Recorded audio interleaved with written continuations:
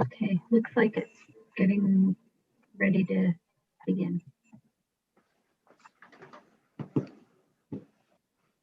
Yeah, this is live on YouTube. Okay, just give me 5 seconds and it should be live. Okay. Good morning, everybody. We'd like to call the public hearing of the Executive and Legislative Nominations Committee to order. First off, before we begin our formal business of the public hearing, I'd like to welcome our new House Chair, Representative Julio Concepcion, from the great city of Hartford.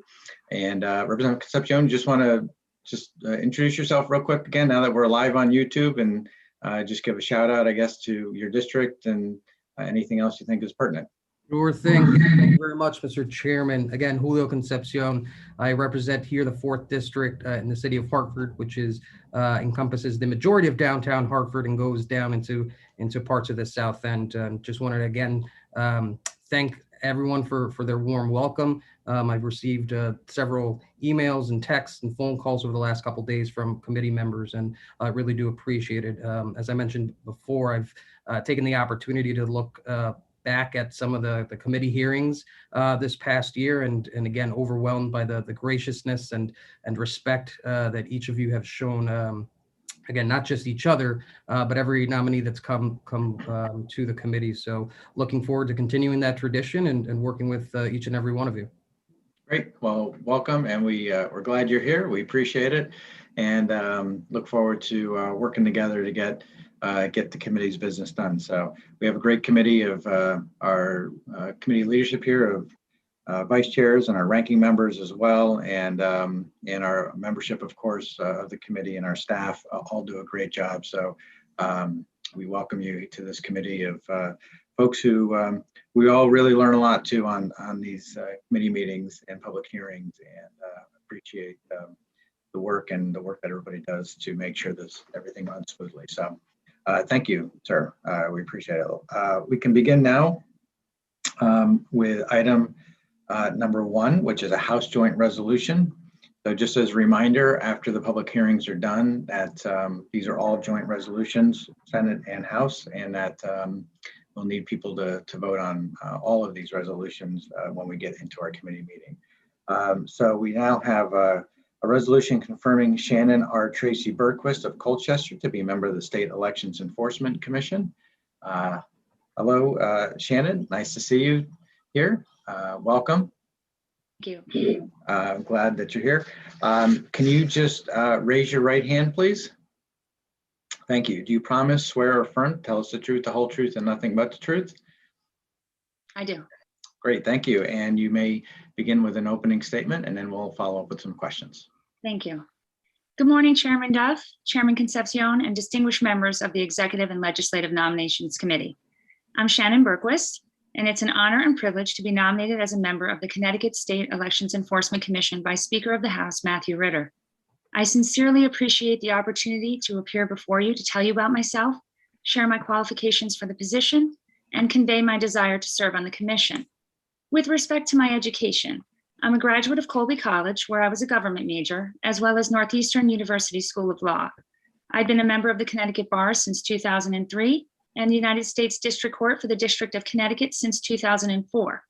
In law school, I had the honor of serving as a judicial intern for the Honorable Bruce Selya of the United States Court of Appeals First Circuit.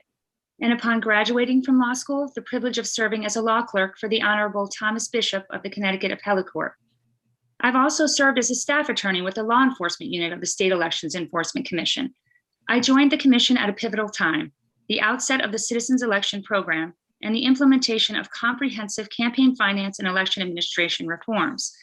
During this time, I developed a thorough understanding of Connecticut's election and campaign finance laws and the challenges that can arise when implementing and enforcing them. Moreover, I developed a passion for election law and ensuring the integrity of the electoral process. In the fall of 2011, I made the decision to leave SEEK to focus on my 2 young sons. However, I continued to have a strong desire to serve the public. With that in mind, I volunteered to serve a 3-year term on my town's ethics commission and was selected to act as the vice chair. After my term ended, I had the opportunity to join the University of Connecticut's Registrars of Voters Certification Program as an instructor. This role has allowed me to continue to help safeguard the electoral process by making sure our state's key election administration officials have additional support and training. In this role, I instruct 4 of the program's 8 sections. This experience has allowed me to continue to expand my understanding of federal and state election administration law and to better understand the role of the registrars and election administration officials and the challenges they experience while administering the law. Over the last 4 years, I've also served the Connecticut Secretary of the State. Most recently, I worked with the Secretary's Legislation and Elections Administration Division to provide daily election support services to town clerks and registrars of voters to help them prepare for and conduct the 2020 primary and general election. Prior to the 2018 general election, I also provided additional support to lead staff, election officials, and electors, helped coordinate the Secretary's Legal Assistance Program, and worked on the Election Day Hotline team. These experiences further refined my understanding of our election laws and deepened my commitment to safeguarding our electoral system. Given my public service and election experiences over nearly 2 decades, it's become clear to me that now more than ever, the integrity of our state's electoral processes must be protected. We must ensure that voters continue to have confidence in our electoral processes, systems, and results. I believe that the State Elections Enforcement Commission is critical to successfully accomplishing that mission. I've spent my career dedicated to that mission and have developed a thorough understanding of the issues faced by the Commission and the laws that it is required to administer and enforce. I believe that the sum of my experiences would make me a strong asset to the Commission. It would be my honor and privilege to serve the Commission once again, and I humbly ask for your support. Thank you again for your time and an opportunity to appear before you today. Great. Thank you, Shannon. We appreciate your willingness to serve and your great testimony that you provided. You certainly are well qualified to be a member of the State Elections Enforcement Commission. Can you just share a little bit about your history, I guess, as a staff person and how you would pivot to that role as a commissioner and what you would like to see continue or potentially change with regard to, maybe how we can do things a little bit better or differently, or, kind of in the age of COVID or post-COVID, I guess? Yeah.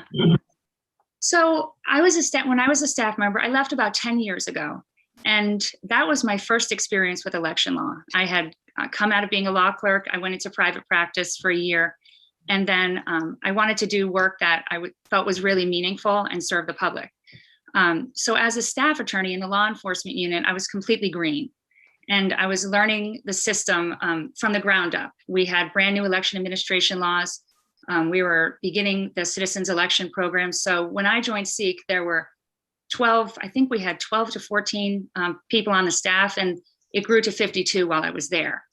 I did everything from investigations, trainings. I spoke at ROVAC to do trainings there, campaign finance trainings, worked on handbooks.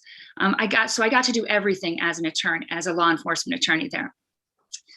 Once I left, though, I got to see the practical side of election administration law.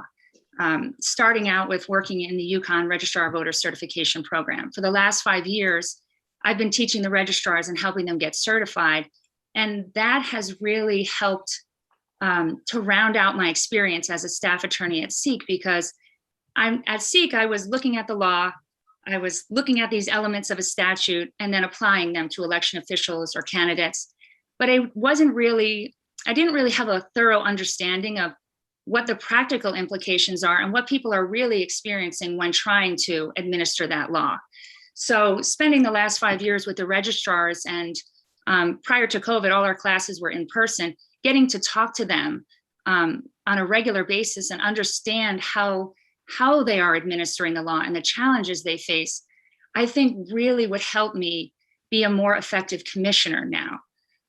Same thing goes for my experience with the Secretary of State's office. There again, I was dealing with not only election officials, but with the secretary's staff and electors, whether it be an elector with a disability or somebody that's registering to vote and they're having a problem with the system. I think it really has given me, my experience since leaving SEEK has given me practical experience that I can bring to the commission and use when we are trying to evaluate a complaint or even a grant application. So that's why I think moving from SEEK as a staff attorney to a commissioner, my experience would fill in those gaps and I think really make me an asset to the commission. Great. Thank you very much. I appreciate that answer. And I agree with you that those experiences would make you an asset to the commission. Representative Concepcion, do you have any questions? None at the moment. Thank you, Mr. Chairman. Okay, thank you. Let's see. Senator Looney, followed by Senator Summers. Thank you, Mr. Chairman. Thank you, Mr. Chairman. Good Can you hear morning. me? Yes. All right, Senator Looney, I put myself on mute fast. Go ahead. Okay. Yes, good morning, Attorney Berquist. Good morning. And congratulations on your nomination by the Speaker, and I'm sure you'll do a terrific job given your experience and your interest and commitment in this area. The one question that I would have for you is that after every election cycle, the Commission audits a certain number of campaigns, and they are supposedly or purportedly random, but there are some candidates who get selected 2 or 3 election cycles in a row, and I assume that means that there are some who don't get selected at all. And it seems to me that that is not a perfect system for post-election review. So I was wondering if you would consider supporting some other system about if somebody has been selected in a previous cycle or 2 previous cycles, that the randomness of it be guaranteed by having someone selected at least once every few cycles, but not more than once, because it seems to me that the current system, while purportedly random, doesn't really represent the best way of reviewing campaigns post-election, because it does mean that there are some who are not reviewed at all, perhaps, and over several cycles, and some who were selected every cycle. So while randomness appears to be fair on its surface, I think it actually means that that some campaigns are over-scrutinized and some are under-scrutinized. And I just wonder if you have any reaction to that. Yeah, I would certainly be open-minded to evaluating the system of selecting campaigns to audit and seeing if there's a way we can enhance it or improve it to make sure that the purpose of the audit is being effectuated, but that it's not overburdening candidates. But I would probably need to have time with commission staff to really understand how that audit process is working, how the selection process is working, and why campaigns are being randomly selected multiple times. But yeah, I'm certainly open-minded to seeing how we can improve the systems there. Good. No, I appreciate that. And again, congratulations on your nomination. Thank you. Thank you. Thank you, Senator Looney. Senator Summers, followed by Senator Formica.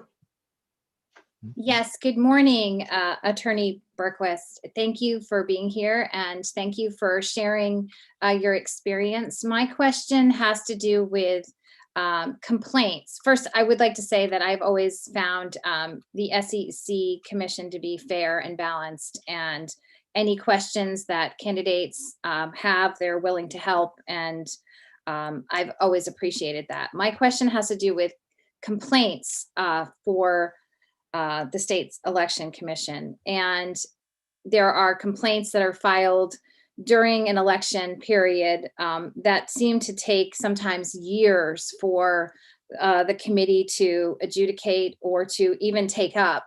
And I was wondering if you could speak to that, if you could see that there could be better improvement in that process as far as looking at complaints and determining whether they rise to the level that they should be investigated, and or once an investigation has started, how quickly they can come to close. That seems to be a recurring complaint that I hear from many. Thank you. Yes. Well, since I've left SEEK, the law has changed. So now we have that 1-year period where complaints that are filed have to be completed within the 1 year, or they can be dismissed.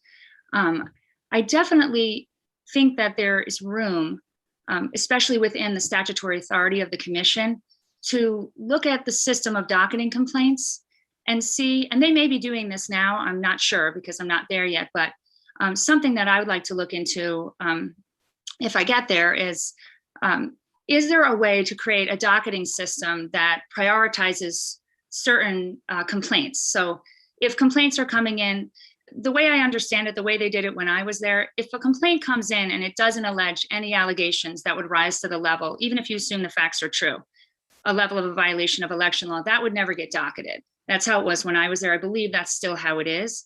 However, if someone alleges facts that we assume is true and it does rise to the level of a violation of Title IX, that would get docketed.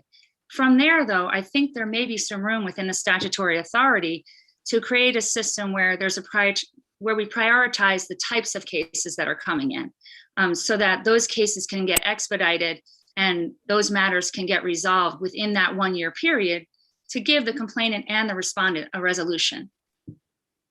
Does that answer your question?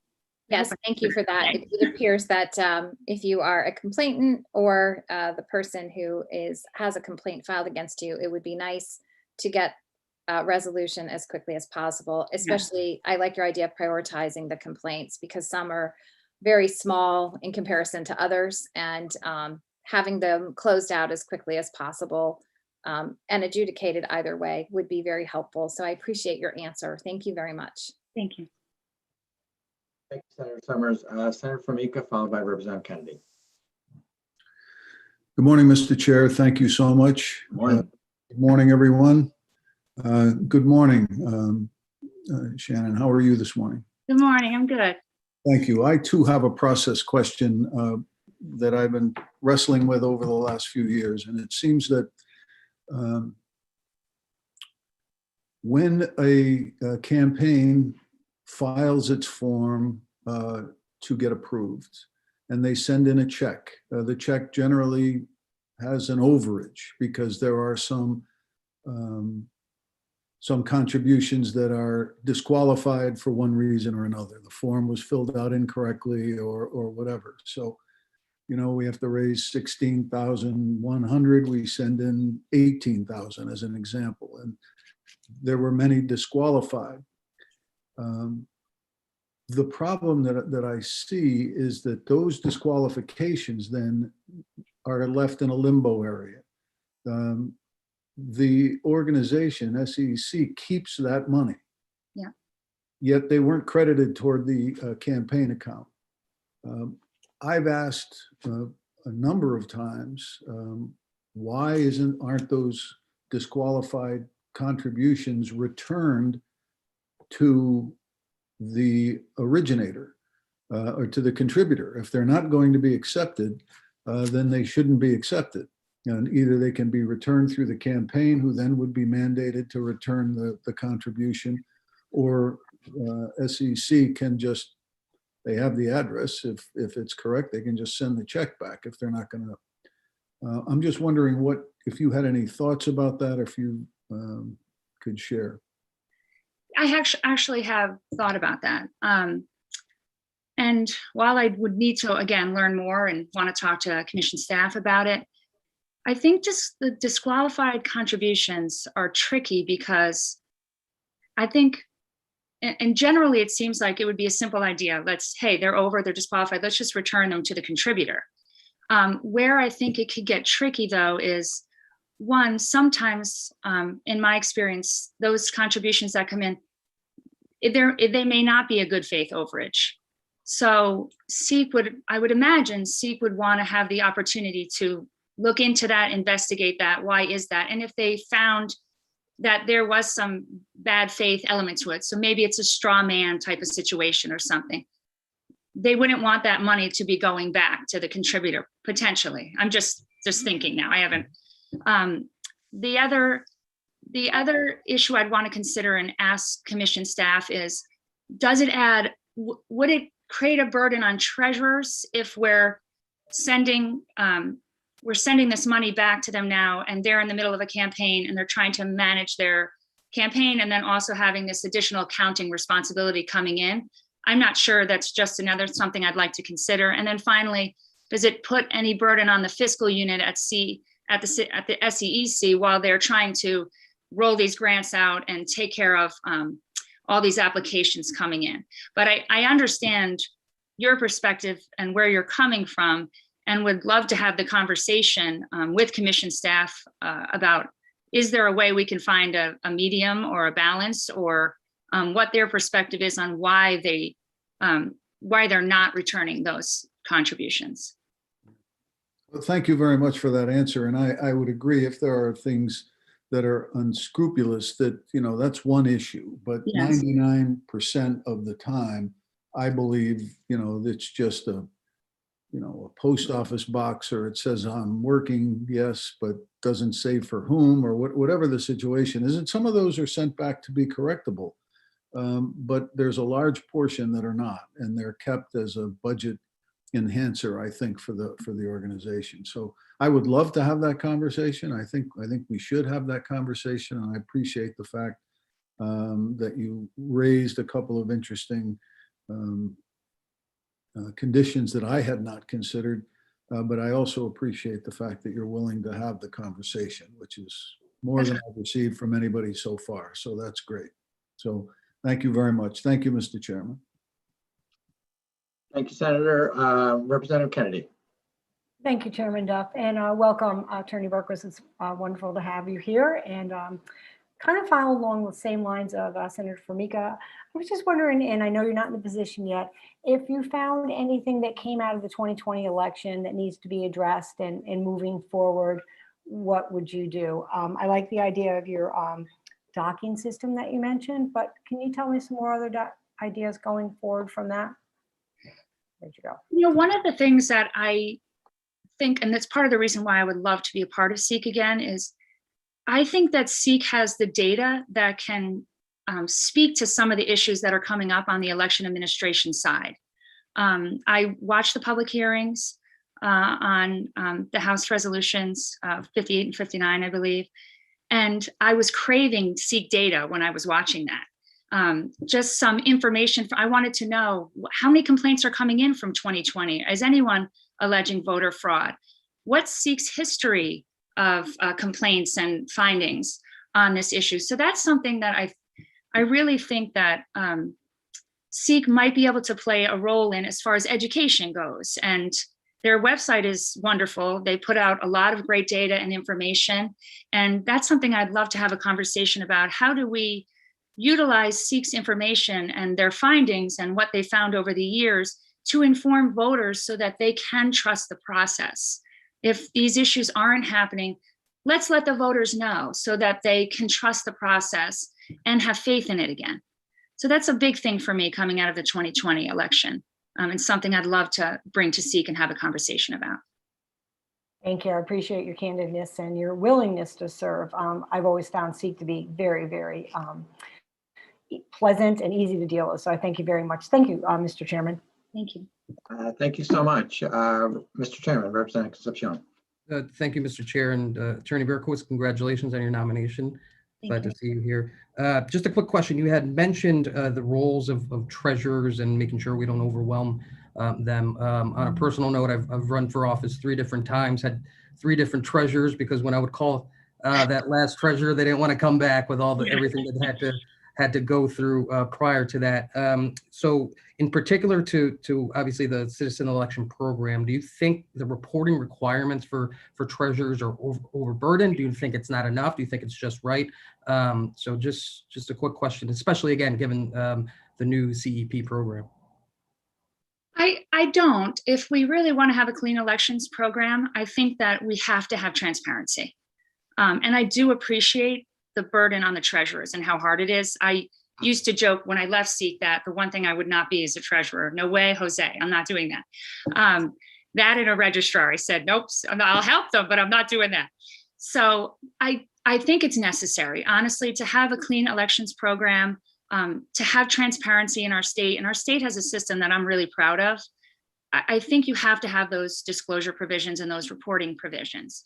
The area where I actually don't think there should be less, the area where I think maybe you could enhance it a little bit is independent expenditures are always something that I'm keeping my eye on. And can we enhance or expand disclosure provisions just to make sure that voters know where the money's coming from since Citizens United. So while I think it's a tough job for a treasurer, I do think it's necessary to, again, have people have faith in our system and know that they can go right on and look and see where the money's coming from. Thank you very, very much for that answer. I could not agree with you more. Thank you, Mr. Chairman. Thank you so much. Chairman Emeritus, Representative Vargas.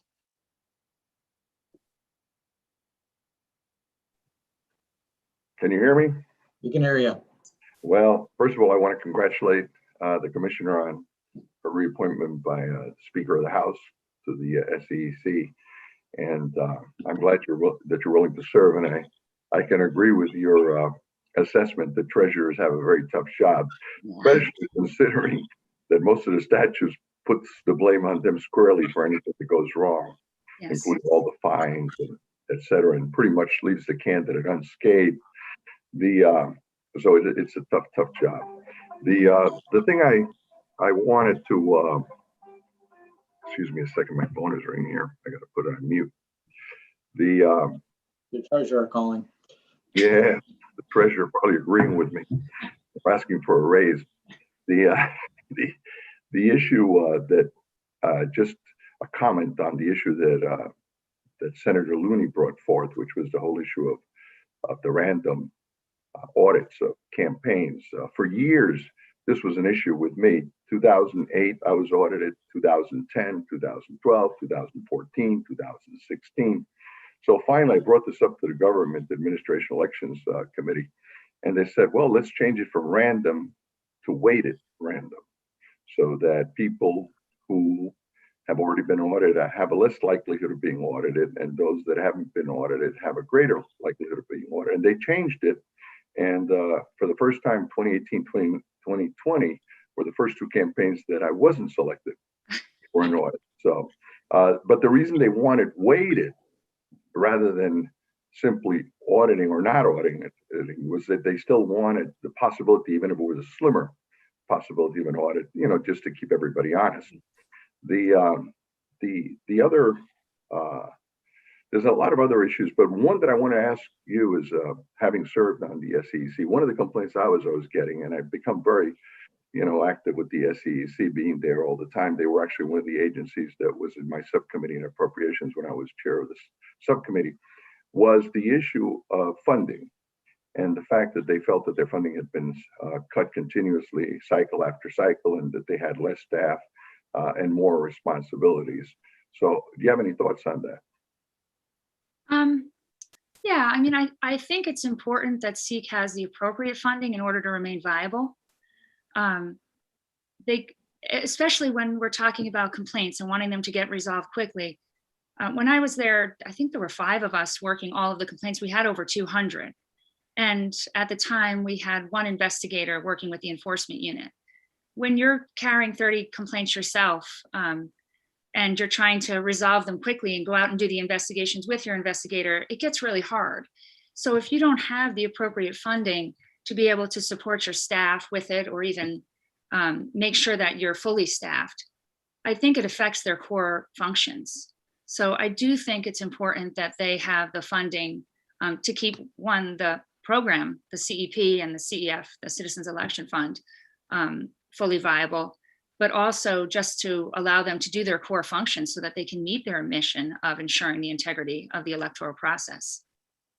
I think that's probably one of the reasons, Commissioner, that the staff at SEC probably is happy with keeping the inappropriate contributions or the disqualified contributions in their coffers, because it probably is one of the few fundraising mechanisms that they have, and reduces the burden on the taxpayers. I would just guess that that's their reasoning behind it.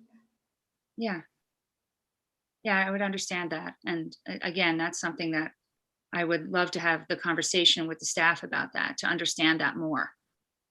Well, thank you very much. And once again, congratulations on your reappointment. And thank you. Thank you, Representative Vargas. Thank you, sir. Representative Yakarino. Thank you, Mr. Chair, and congratulations, Commissioner Berkowitz.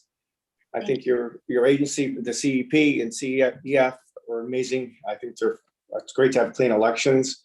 I just want to know if you had any feedback from our registers throughout the state in this past election 2020. I think they do a great job, bipartisan in every community. And if you took any feedback from this past election that we could use going forward and going forward, because it was more difficult for them. Yes. they did a great job, I think, overall. I know they did in North Haven. I think overall in the state, they did a great job, and I'm sure in the country. But there had to be some sort of, was there any feedback from them, like the difficulties, or more staffing, potentially more funding for them? Yes. Yes, and it wasn't just, I spoke every day. In my role as an election support officer, I had team one. So I had a whole congressional district that I was working with every day. And I wasn't just talking to registrars, I was talking to town clerks too. Right. And they really did an amazing job under really difficult circumstances. Who could have expected COVID? Who could have expected a power outage prior to the primary? Right. So they were adjusting really quickly to changes. And they did a wonderful job with it. I do think they felt overwhelmed. And I think that if going forward, changes like this become permanent, I do think they need more support, whether it be funding, staffing. I think that there needs to be some more manpower sometimes to help them execute these jobs. And I think that will help make sure that we don't see mistakes in the process.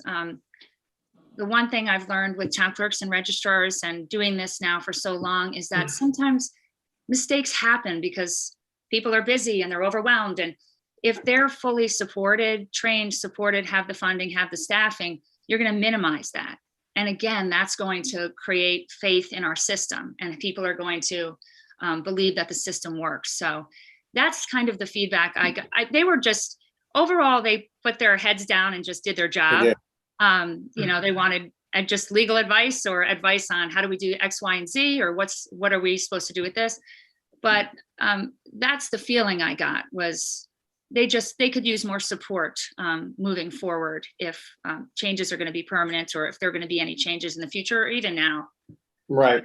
I made sure I went to thank the two registrars and the clerks, because they did a thankless job, and so much pressure from both sides.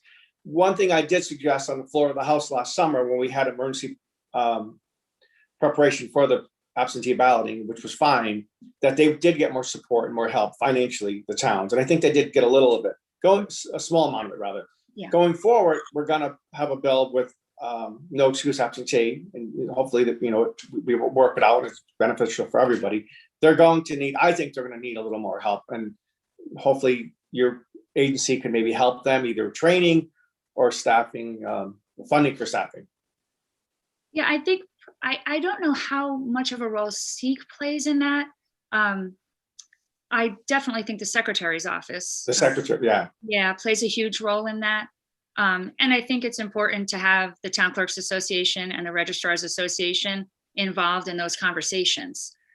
Their feedback is critical to making sure the process works. So, but I'm not sure how much of a role SEEK would play in it. I think, again, their data might be useful in seeing if there are any complaints coming forward, and do any of them involve town clerks or registrars, or what happened, and where could maybe they get more support so that those things can't happen again. Thank you. Thank you for your willingness to serve, and thank you, Mr. Chair. Thank you, Representative. I don't see any other hands up virtually or not virtually. Any other questions by members of the committee? All right, Shannon. So thank you for your testimony and for answering all the questions. We appreciate it. And before you go, there's one question we ask of every nominee. Is there anything in your past that you believe might prove embarrassing to this committee, to the governor of the state of Connecticut? No. Okay, great. Thank you so much. We appreciate your time. Thank you very much. Have a great day. You too. Thank you. Okay, next will be the resolution confirming Sarah Healy Egan of West Hartford to be the child advocate. Hey, Sarah, how are you? I'm well, thank you, Senator. Good, good. Nice to see you. Would you raise your right hand, please? Yes, Thank you. You promise, swear, or affirm to tell the truth, the whole truth, and nothing but the truth? I do. Great, thank you. Feel free to go to your opening statement, then we'll have some questions for you. Great, thank you. Good morning, Senator Duff, Representative Concepcion, Senator Kelly, Representative Kennedy, and all other members of the Executive and Legislative Nominations Committee. It is an honor and a privilege to be nominated for another term as the state's child advocate by Governor Ned Lamont. I appreciate this opportunity to introduce or reintroduce myself and to discuss my record as the head of the State Office of the Child Advocate for the past 7 years and my vision for continued service. The Office of the Child Advocate is an independent state agency charged by state law with responding to citizen concerns, investigating systems that serve children, and providing the public with critical information and recommendations as to how publicly funded services can be improved for vulnerable children. During my tenure leading this state office, OCA has published more than 24 investigative reports, public health alerts, and issue briefs covering a range of topics from child fatality prevention, system reform for children with disabilities, restraint and seclusion of students with specialized needs, and conditions of confinement for incarcerated children. A full list of published reports is appended to this testimony. In the last 7 years, the office has helped write over a dozen new laws aimed at improving children's safety, strengthening educational and child welfare responses to children with disabilities, banning dangerous face-down restraints of children in schools, and increasing transparency and accountability across child serving systems. Most recently, OCA has been working to help implement new statutory requirements that require DCF to publish critical safety and quality measures for all of its licensed facilities, and we are working with legislators now to increase supports for children's mental health during and post COVID-19. I love leading the Office of the Child Advocate. I have a passion for and a commitment to making the world a safer, more just, more compassionate, and more accountable place for all people. I have been asked many times about the role of the OCA and whether I think we are making progress as a state in how we serve children, and I always answer yes unequivocally.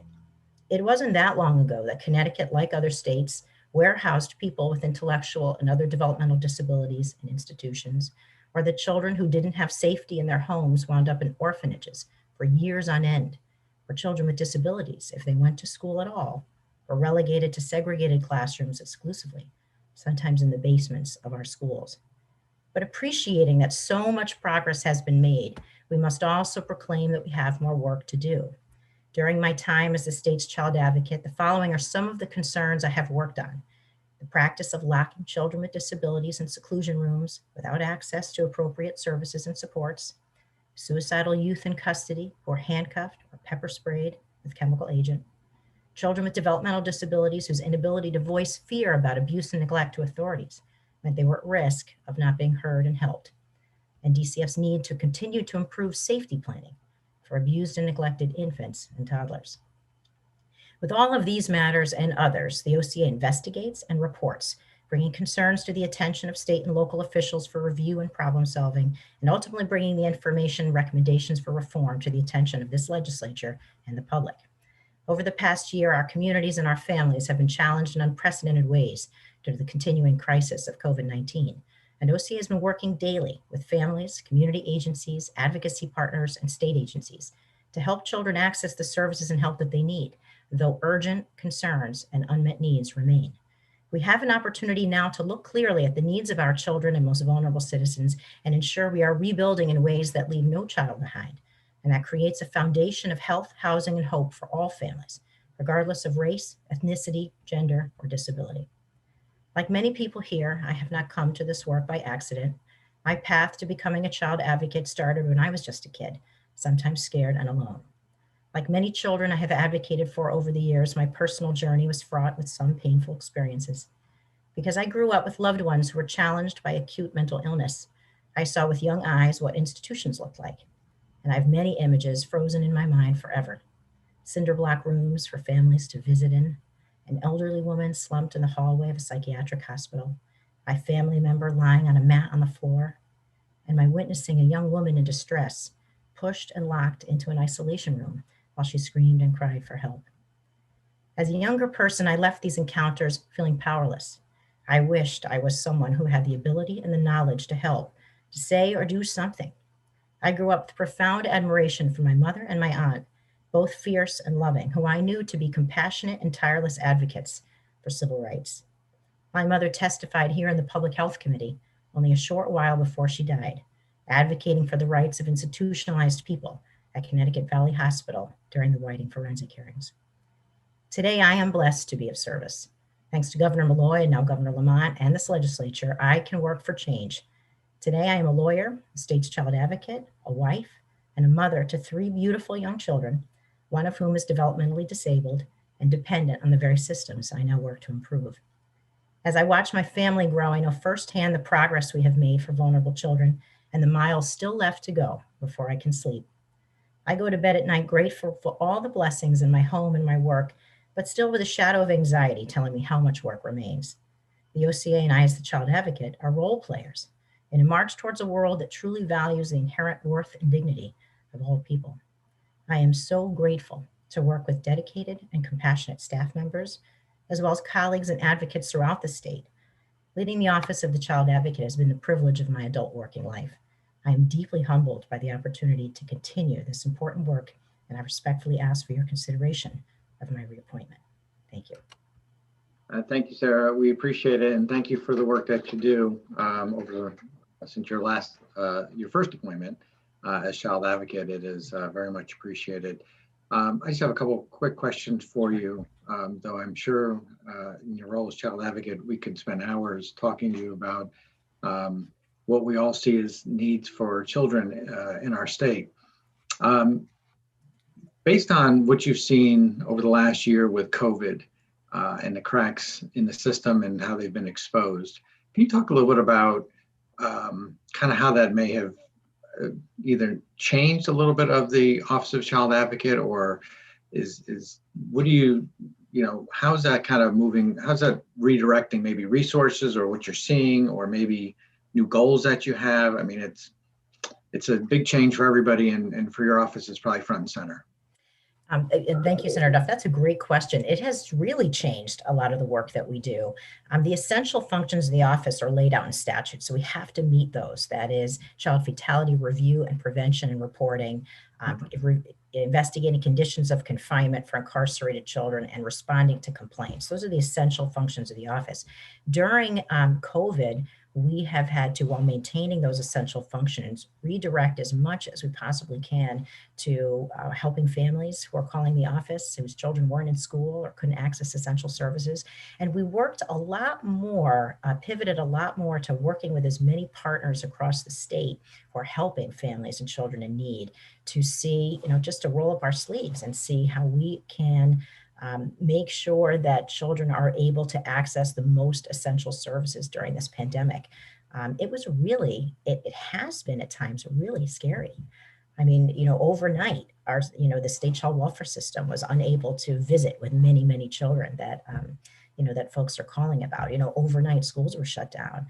And so we had deep concern about the impact of these shutdowns, which were necessitated by public health, on our most vulnerable children, which are really our very youngest children, infants and toddlers, students with children with disabilities, and people who are vulnerable for other reasons, who we sort of count on their visibility in the community, to doctors, to daycare, to schools, to other relatives, to tell us how they're doing and when they need more safety and support. So it was a big shift immediately to try to say, how are we going to do this work, critical work as a state, when all of a sudden everything looks different? So that was one challenge. We continue to work on that. The other is I think we are focusing even more than we ever have on the foundational inequities in our system. How we fund and support children's access to healthcare and to education and to housing, the real basics, and that the lack thereof contributes to so many harms and challenges that our children have wherever they are. And I'm really proud to work with folks around the state looking at those issues, because until we can offer children the access that they need to have their basic needs met, that's the foundation that all children have to have, regardless of their zip code, regardless of their gender, their race, their disability status. And you know what? We're not there yet. I mean, we're really not there yet on some of these aspects. So looking at some of those foundational inequities, in addition to fulfilling the essential functions of the office, has become, I think, a very high priority. Thank you for that question. You're right. We're not even close on some of them. And I appreciate that, your comments. I was thinking that a year ago, everything got moved so quickly and out of public health concern, and everybody's, I know, doing their best that they can. It'll be interesting to see in a generation how the children now have responded to this pandemic and what experiences they've come out from this, and how that affects or influences their lives. And you can't even ask a question about it because children run the range. There's some ranges of whether it's disabilities or whether it's where they're living now, or their income bracket, or race, a number of different issues. So I think that's one of the things probably the Office of Child Advocate would be looking at over the long term as to how this is all impacting our children today, and how that impacts them going forward, and how that's going to impact our society, I guess. Another question I have for you is, you alluded to DCF. They speaking a lot about their virtual meetings that they're having. They've talked to a number of us about that, and there's been some success there, from being able to get people online, I guess, in a way that maybe in-person meetings may not have happened, and trying their best to function as an agency, which is a critical agency for us here in the state during a difficult time. What are your thoughts on DCF and their work, their role, how they've been able to pivot during this difficult time? Thank you, Senator. I think that in many, many ways, DCF has done an exceptional job in maintaining the essential functions of the agency overnight, with almost overnight changes. I think they have been very transparent. I think they have been continuously reflective from a data perspective. And I think they have been very nimble in making changes as they've needed to. And they are this administration of DCF is extremely communicative with its state partners and with our office, where there exists a natural institutional tension because we're an oversight agency. That being said, the challenges are what they are, right? And, DCF, I'll give you an example of what I mean. DCF, can leave a huge footprint in the community. So they had to immediately start triaging when they went and knocked on doors using a risk assessment tool, right? So when people call the care line with a concern, they have to triage that. Do we have to get out there today? Do we have to get out there tomorrow? Do we have to get out there in person? Can we do it virtually? So they use that risk rubric the best that they can to identify the calls that pertain to the most vulnerable at-risk children. But that system is not, it's not foolproof. I mean, going out to people's homes isn't foolproof either, right? So it necessitates, I think, a continuous, really rigorous quality assurance framework for them throughout this pandemic to know, are those risk triages working? Are they getting out to the right homes quick enough? Are they responding to the children that need them the most? The role of the OCA, we meet with DCF, multiple times a month, review their data about intake. It's a moving target now. I think DCF was out in the community a bit more in the summer, and then with the resurgence of COVID, retracted that footprint again in the late fall. We also meet monthly, you should know, the Office of the Child Advocate with some partners facilitated a monthly meeting with DCF, Office of Early Childhood, child abuse pediatricians at CCMC and at Yale, and other partners around the state to talk specifically about the impact of COVID-19 shutdowns on our most at-risk children from a child welfare perspective, and that's infants and toddlers. In every meeting, we talk about data, what's happening, what's going out there, what else can we do to keep our safety net as strong as it needs to be with all of the challenges that exist. There's no perfect response. I give a lot of credit to DCF for the work that they've been doing, but that does not mean that there aren't things that continue to need very close attention and course corrections as needed. And that's part of the role that we play in our continuing conversations with them. Great, I appreciate it. And then where do you feel the 1F lawsuit is heading with the metrics, and how is your office playing a role in that? So the 1F lawsuit is I'm just smiling because these are just the questions I think about all the time. You're just hitting all of them. So the one-off lawsuit is going to end, right? It may be the most seismic transformational event to hit child welfare in the state of Connecticut in 25 years, and it will end in this biennium. I feel as certain as I can be without actually being the federal court judge. That's good news. So, people ought to be watching this hearing because, you've just made front page news here. Well, it is it's going to be a big deal. I mean, DCF and the state has made enormous progress on what is now an almost 30-year-old federal consent decree. It has had a seismic effect on child welfare practice in the state. And it will likely end successfully for the state sometime in the next 24 months.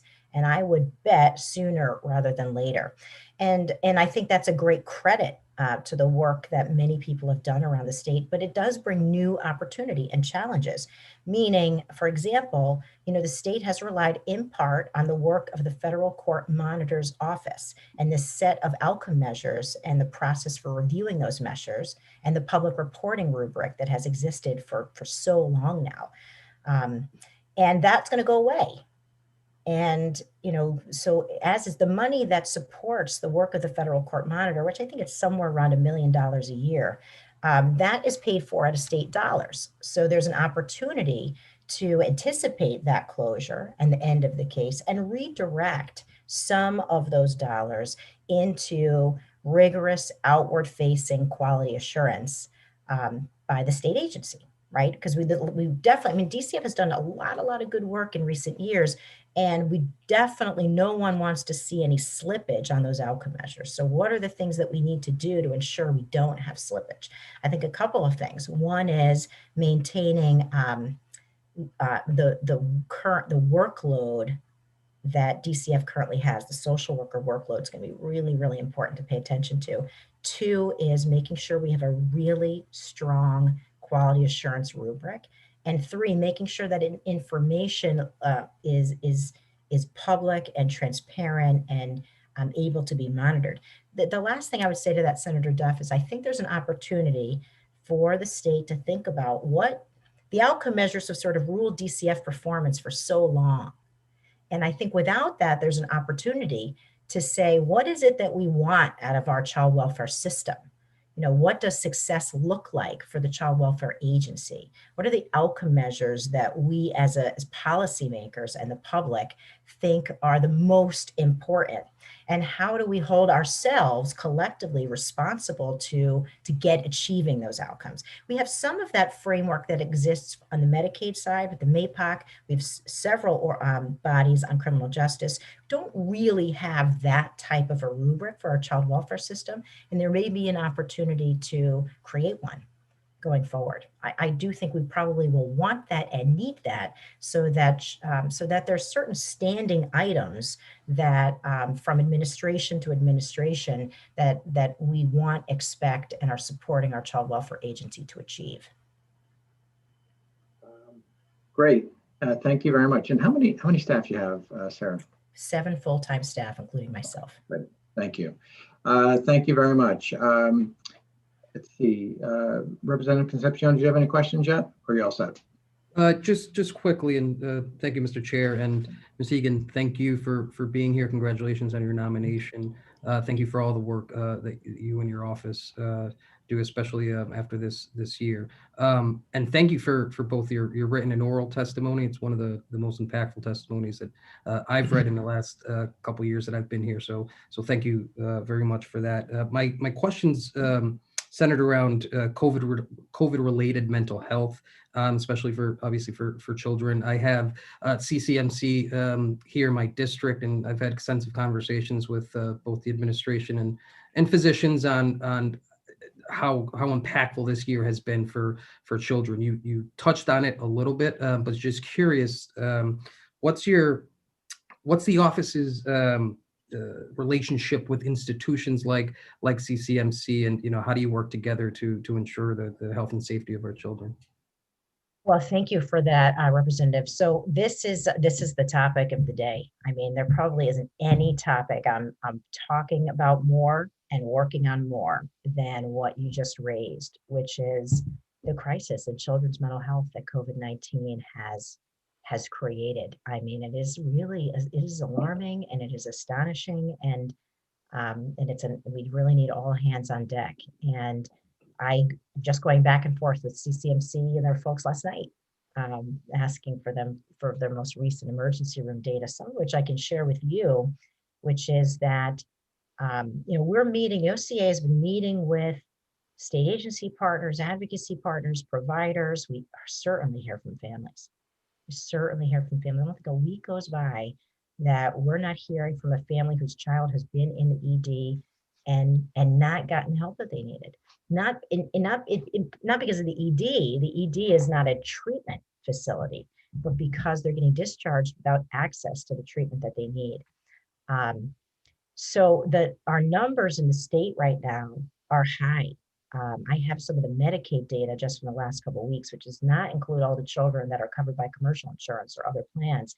But the Medicaid data alone from it's maybe a week or so old, tells us that on any given day, end of February, beginning of March, there were between 30 and 45 children stuck in Connecticut emergency rooms awaiting care and treatment. We have 29 children that were on the wait list, what's called hospital subacute level of care, with no available beds.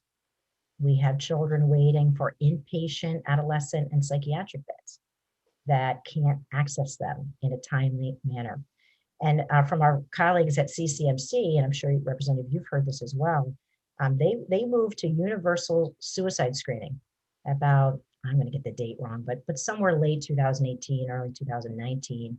And so any child age 10 and up who comes into their emergency department for any reason, suspicion of appendicitis or I'm feeling sad, gets a suicide screen.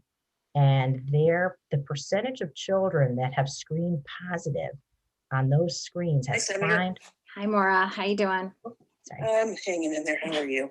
I'm okay. Senator Summers, I'm calling to see if you have any thoughts on this. So I have a constituent. Senator I Summers, please mute yourself. didn't reach out to the commissioner on this specific one, but Sorry about that. Sorry. The percentages of kids testing positive on trying those to screens secure the vaccine. Senator, has continued to climb, reaching a peak in November of 2020 of 24%. And 24% of children aged 10 and above entering the ED at CCMC were screening positive on the suicide screens. And that was at the ASQ and then subsequently the Columbia for any kid that tests positive. I mean, which is just an astonishing number, right?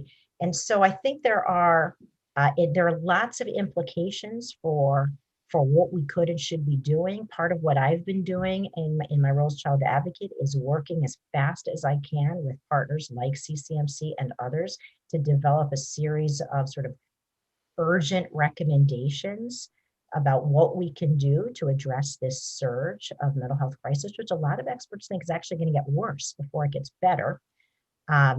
And we are bringing those recommendations, to state partners at the DSS, DCF, the governor's office, legislators on the appropriations committee who are working on sort of some of the state agency budgets, et cetera. Because I do think that there are things we're going to have to do to increase access to acute mental health care for these children. Thank you very much, and I appreciate all the work your office is doing. Thank you, Mr. Chair. Thank you. Thank you, Representative, Mr. Chairman. Senator Looney. Thank you, Mr. Chairman. Good morning, Sarah. Morning. How are you? I'm well, thank you, Senator. Good. I want to congratulate you on the great work that you've been doing for years in this capacity. A couple of questions. I wanted to follow up a little bit on some of the issues raised by our chairman, Senator Duff, regarding DCF. First of all, the challenge of maintaining management of their caseload during the pandemic. And I know I've talked to the commissioner about this, and you've talked about the efforts they've been making. The concern that plagues me, though, is how do you know what it is you don't know when you are in this situation where the normal pattern of home visits and other ways of keeping in touch can't necessarily be maintained. Obviously, they've made a good faith effort to find other substitutes, but with so many kids now living in isolation, they're not in school, or they're in school on a sort of interrupted basis. Maybe they're in a school district that's been entirely virtual or hybrid. I asked this of the commissioner recently, and what was the normal pattern of who were the primary reporters of abuse or suspected abuse? And she said it would usually come from teachers or guidance counselors or school nurses. And I said, where does it come from now? And she said, now it comes from emergency departments and the police. So that's a very different universe of reporting. And it also points out the dangers of not having kids in school on a regular basis and being viewed by teachers, guidance counselors, and school nurses. So any thoughts, any additional thoughts you might have on that process about how we can try to best compensate for the gaps that have inevitably occurred through not as a criticism of DCF, but just to the fact that the effectiveness of their operation depends upon regular contact with their caseload, and that just hasn't been possible in the last year the way it had been before. In addition to that, the additional stressors that families and the children are experiencing during that time combined at the same time. So I'd just like to have you, if you would, give a little more expansive discussion about what DCF could be doing, or what we as a legislature should be doing to look at DCF and try to make sure that children aren't falling through the cracks in this time of crisis. Yes, no, thank you, Senator Looney. A few thoughts. One is, in normal times, schools account for about 30% of the calls to the DCF care line on school-aged children. So it's going to be public preschool through 17 years old. And that number plummeted. Obviously, that percentage plummeted during COVID. One of the things I'm sure DCF would also say is that while schools make up a huge pool of calls to DCF, the number of those calls that ultimately lead to investigation and then a substantiated finding of maltreatment is actually fairly low, right? Because schools are calling because they have a concern, and they're right to make that call if they have a concern, but it doesn't always mean the root cause of the concern is child abuse or neglect, right? But part of the role DCF ultimately plays in responding to those concerns in normal times is identifying what the problems are and trying to connect the family wherever possible to the community-based supports that can ameliorate those concerns. So the opportunity for that type of notification and prevention has been dramatically curtailed during COVID because, as you point out, children are less visible. And I do think that that's extremely important, but I would just put that in sort of one bucket. The second bucket is, part of what I was saying in response to Senator Duff, which is, who are the children who are most, if I have to triage my concerns, number one is going to be, who are the children who are most at risk for the worst outcomes? And that's almost always children under the age of 4 who are not school age, right? So that's going to be infants and toddlers. From a critical injury perspective and a fatality perspective, those are almost pre-COVID, during COVID, post-COVID. Those are the children who are most at risk for the worst outcomes, always. So, 85% of maltreatment fatalities are children under the age of 4. Almost 100% of, let me rephrase that. The largest cohort of children that die for preventable reasons in the state of Connecticut are typically children under 12 months of age, often children under 6 months of age. So that's part of why when COVID began, we created this ad hoc working group with DCF, Office of Early Childhood, child abuse experts, and the child abuse pediatricians at Yale and CCMC, because that was the population we're most worried about. And in addition to the closure of schools, the closures of daycare, largely, everything went virtual for infants and toddlers, right? Even primary care to a large extent. So I think, in answer to your question, I think there's sort of multiple components we could be thinking about to increase and sort of re-strengthen that safety net for those children. One is making sure that DCF's, risk assessment and risk and safety assessment triage process right now is placing enough weight on age so that they are getting out to, if they're determining where they're going to, what homes they're going to go out to, we would recommend that they are placing the most weight on moderate and higher risk cases where there's children under the age of 3 in the home. So that's one of the themes, we talk about with DCF.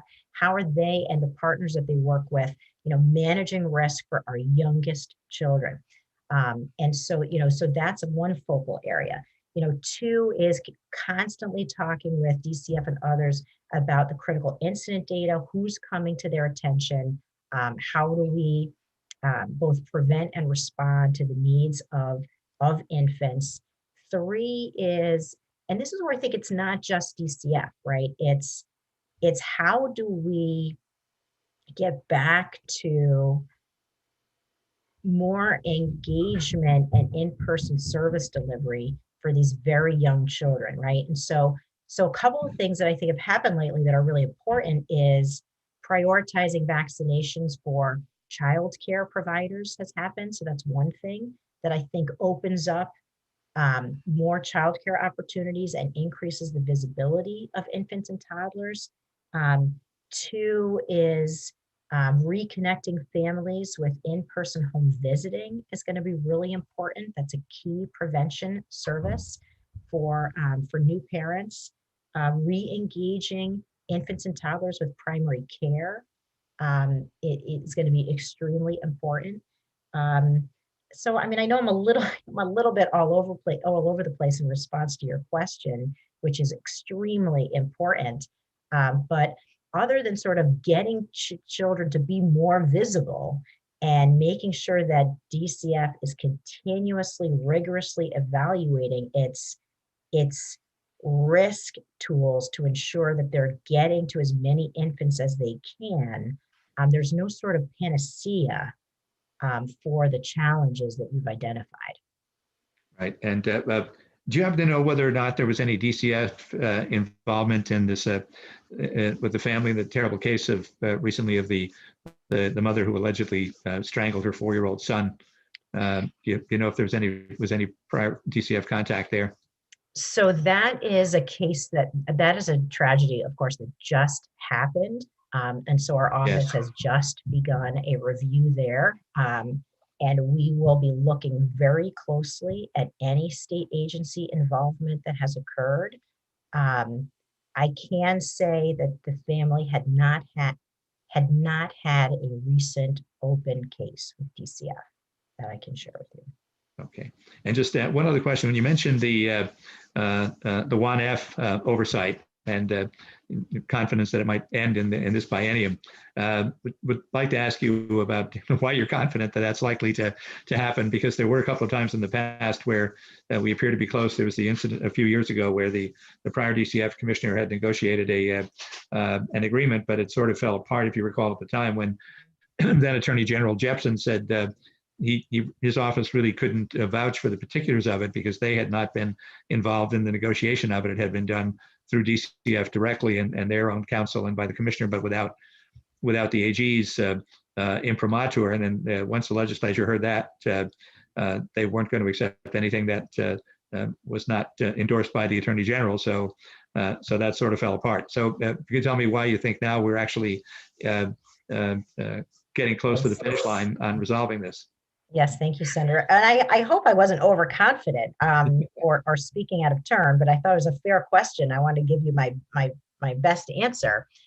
So the answer to that is that we meet regularly with with players involved in that.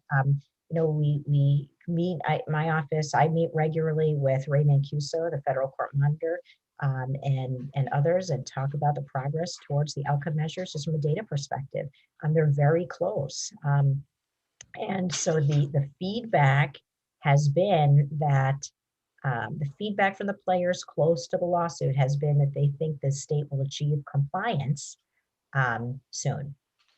And and I deeply appreciate the complications that your question references, from a few years back, where the deal had to do with sort of budget protection for DCF, and that got tricky from a governmental perspective. But that's not my understanding now, that kind of complicating factor would be in the works. And it's really just about the monitor's review of outcome measures and the significant progress the state has made towards near achievement. I think you're right. That was one of the key elements in that, was that the agreement was going to bind the legislature to a certain level of funding for DCF, regardless of what the state's overall fiscal picture was, and to give that priority over every other thing in the budget, which was not seen by the legislature as a reasonable resolution in order to achieve a settlement at that time. But if you're saying now that the oversight might end by actual sign off on degree of compliance rather than on a special budget deal, that does make it a lot more promising. I think so. I mean, this is what folks are sharing with me. And so I'm happy to share that information with you all, because I think it's important to know. And as I said, it has significant and important policy implications going forward. Right. Very good. Well, thank you very much. And that is potentially very good news. Thank you. Thank you, Senator Looney. Let's have Representative Iaccarino followed by Representative Vargas. Thank you, Mr. Chair. And thank you for your willingness to step up and serve you for the child advocate. You had mentioned DCF, and I think they have a critical role right now over the last year for children and families. And you mentioned about them going into homes. I spoke to many DCF workers over the last 2.5 months, that are in home care workers that are going to hospitals, but they have yet to get their vaccination. I've reached out to the governor's office. I've reached out to the union. The governor's office did respond to me, but they weren't in line. But the union has never responded to me. And I think it's tragic that these men and women that go to homes every day or go to hospitals have not received a vaccine. And I wasn't going to mention it until you mentioned, their critical work and not having their vaccine yet. So I don't know if you have any response to that, but they still are not in line for the vaccine. I appreciate the comment, Representative, because they are doing very essential crisis work. Yeah. And of course, any workforce cohort doing that has anxiety and concern about their own health, their children's health. And so I can appreciate the concerns that you're raising and any anxiety that folks in the DCF workforce may feel. I have had many conversations with DCF leadership and other agencies about, vaccination schedules for their workforce. I appreciate one role I do not play as public health expert on epidemiology, and so I don't have the answers for. No, I know. I appreciate that, and I really truly appreciate you have such a critical role. I feel so sorry for children or anybody right now, especially the last year. It's just tragic. But I'm just shocked that these men and women that serve every day, they're essential workers. They go into homes, they go into hospitals, they're taking care of our most vulnerable. And I can't get a straight answer. I've not gotten a straight answer since, I think, early January, late December. And the union reps never called me back. I just wanted to know what's going on. And they want to know. Yeah. And I was shocked, to be honest. Yeah. I was sort of surprised because, hospital workers, they should get their vaccinations. People that work in dentist office should get their vaccinations. But DCF workers are essential workers. If they're in-home workers, they should have got their vaccination. And I appreciate what you said and what you do. And I thank God for people like you. I appreciate the concerns you've raised, Representative. And I absolutely agree that those frontline folks from DCF have a challenging job without a global pandemic. They really do. And they are essential workers. There's no question about it. Oh, thank you for your indulgence and for what you do. And thank you, Mr. Chair. Thank you. Thank you, Representative Iaccarino. I appreciate it. Representative Vargas. Thank you, Mr. Chair. First, I want to congratulate the child advocate on her reappointment. I think that she's been doing a great job. My concerns are a little different. For the first time in my lifetime, we're seeing a massive infusion of federal funds into our communities. President Biden's $1.9 trillion is unprecedented as far as I can remember. And it will have an impact on every state, municipality, agency, nonprofit. And if you pardon an analogy, when a big wave is coming, good surfers are always out there with their surfboard, waxing it and getting ready so that they can make the most and ride that wave that's coming. One of the fears many of us have is that this money will come in and it will catch people unprepared, and a lot of it will go to waste and won't have the impact it can have. Now, President Biden estimates that half of the children living in poverty will no longer live in poverty. There's going to be a massive amount of money helping our Medicare programs, Medicaid programs. Do you feel that DCF and the child welfare agencies are doing the best they can to prepare for this money, to make sure they maximize the revenues that may be coming? So, as far as I know, this will be here around for about 2 years, and who knows when we'll see something like this again. Any comments?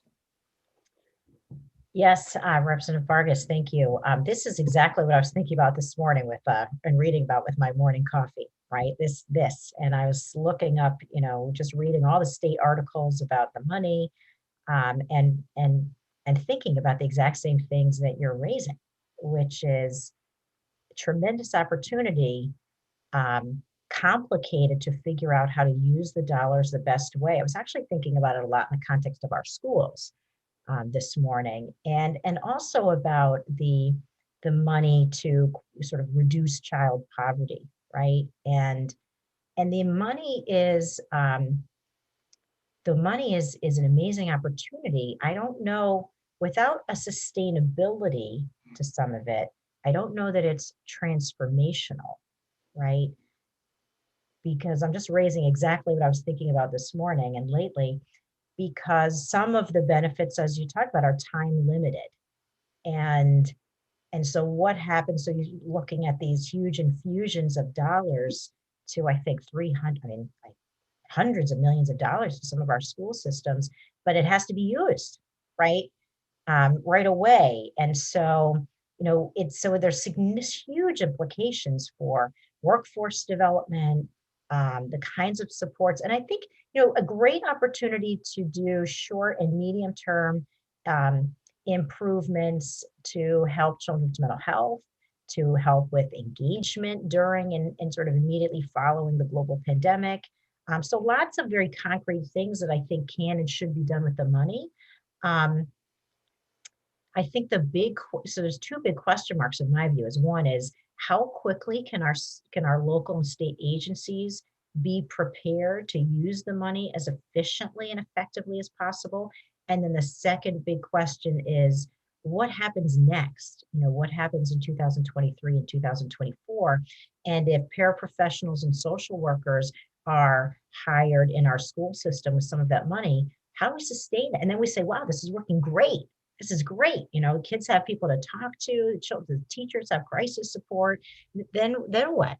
Right? So I don't have the answer to all of those questions. I can give you one example of something we're working on, which is we've been recommending to lots of folks that some of the federal education stimulus dollars is specifically earmarked for to help local school districts strengthen, if they already have them, or create partnerships with their community-based agencies that can help with engagement, case management, care coordination for higher need children and their families. New Haven is an example of a community that I think has very strong partnerships between the school system and Clifford Beers. Hartford Public Schools has good partnerships with the Village for Children and Families and some others. Some districts don't have any partnerships with their community-based agent partners and may not even know who some of those community partners are.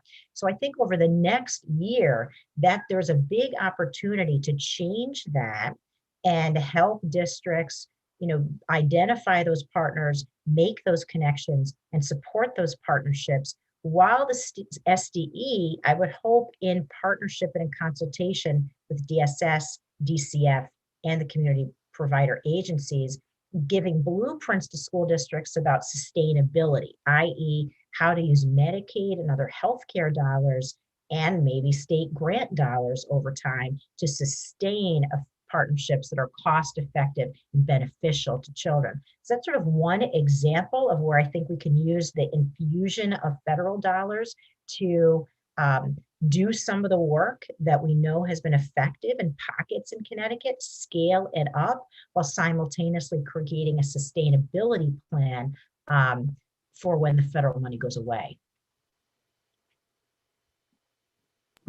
One of the interpretations about this these time-limited funds, and I'm hoping that that is the interpretation that the federal government ultimately settles on, is that as long as contracts are entered into and committed to, even if they exceed the 2-year period, even if they're 5, 6, 7-year period, that once those contracts are entered and the money is committed, that it will be considered as an expenditure within the guidelines of the program. And I'm hoping that that is the ultimate interpretation that prevails, so that that money can be spread over a longer period of time.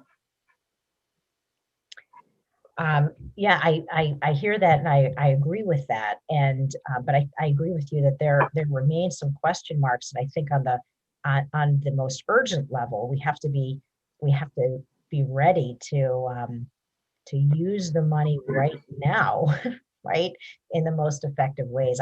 I have some ideas. I don't have all the ideas. Well, that's exactly what I was thinking of, that we all need to put our thinking caps for that readiness part of it, because if we're caught flat-footed, it could be a massive boondoggle of money misspent. But anyway, I appreciate your response and the fact that you've been giving this some serious consideration, and I want to congratulate you again and thank you for your response, and thank you, Mr. Chair. Thank you. If I could make one more comment in response to that, Representative Vargas, and something we've been talking to legislators about as well. And again, thinking about that 0 to 5 population, Connecticut typically averages about 36,000 births a year, which is a lot of babies born during a global pandemic. Now that we're a year in, and a significant percentage of those children live in families that are lower income or are Medicaid dependent, right? And so, I am a big believer in, if we have a strong infant early childhood support system, we change the world for children and families. And so I also would suggest that there are opportunities here to look at some of the programs that DCF, DSS, and the Office of Early Childhood fund for pregnant women and caregivers with very young children, and scale up those kind of supports. For example, I would look to see if federal dollars could be used to immediately scale up home visiting, so that all babies born in the state of Connecticut can receive home visits. And looking at that 0 to 5 continuum from a Medicaid, DCF, and Office of Early Childhood perspective, and guide state dollars into those types of interventions. I would absolutely recommend that as well, because those are lower cost, highly effective, with, even if home visiting is a time limited service anyway, but it has been shown to have lasting developmental benefits for children and families. Well, thank you for putting your thinking cap on, and I wish you a lot of luck on that. And we'll be doing our part at the legislature to make sure that we're in touch with our federal delegation, and we let them know what we think should be done with those federal dollars. And because I truly believe they should be extended out beyond the 2-year period. And that'll be the message I'll be giving to my Congressman, John Larson, here in the Greater Hartford area, and to our 2 U.S. Senators, Blumenthal and Murphy, because now that we have a Democrat in the White House, they should be able to have the president's ear on these issues. But thank you very much once again, and thank you, Mr. Chair. Thank you, Representative. I don't see any other hands up. Are there any other questions by members of the committee? Any other questions by members of the committee? Okay, if not, Sarah, the one question: is there anything in your past that you believe might prove embarrassing to this committee, to the governor of the state of Connecticut? No, sir.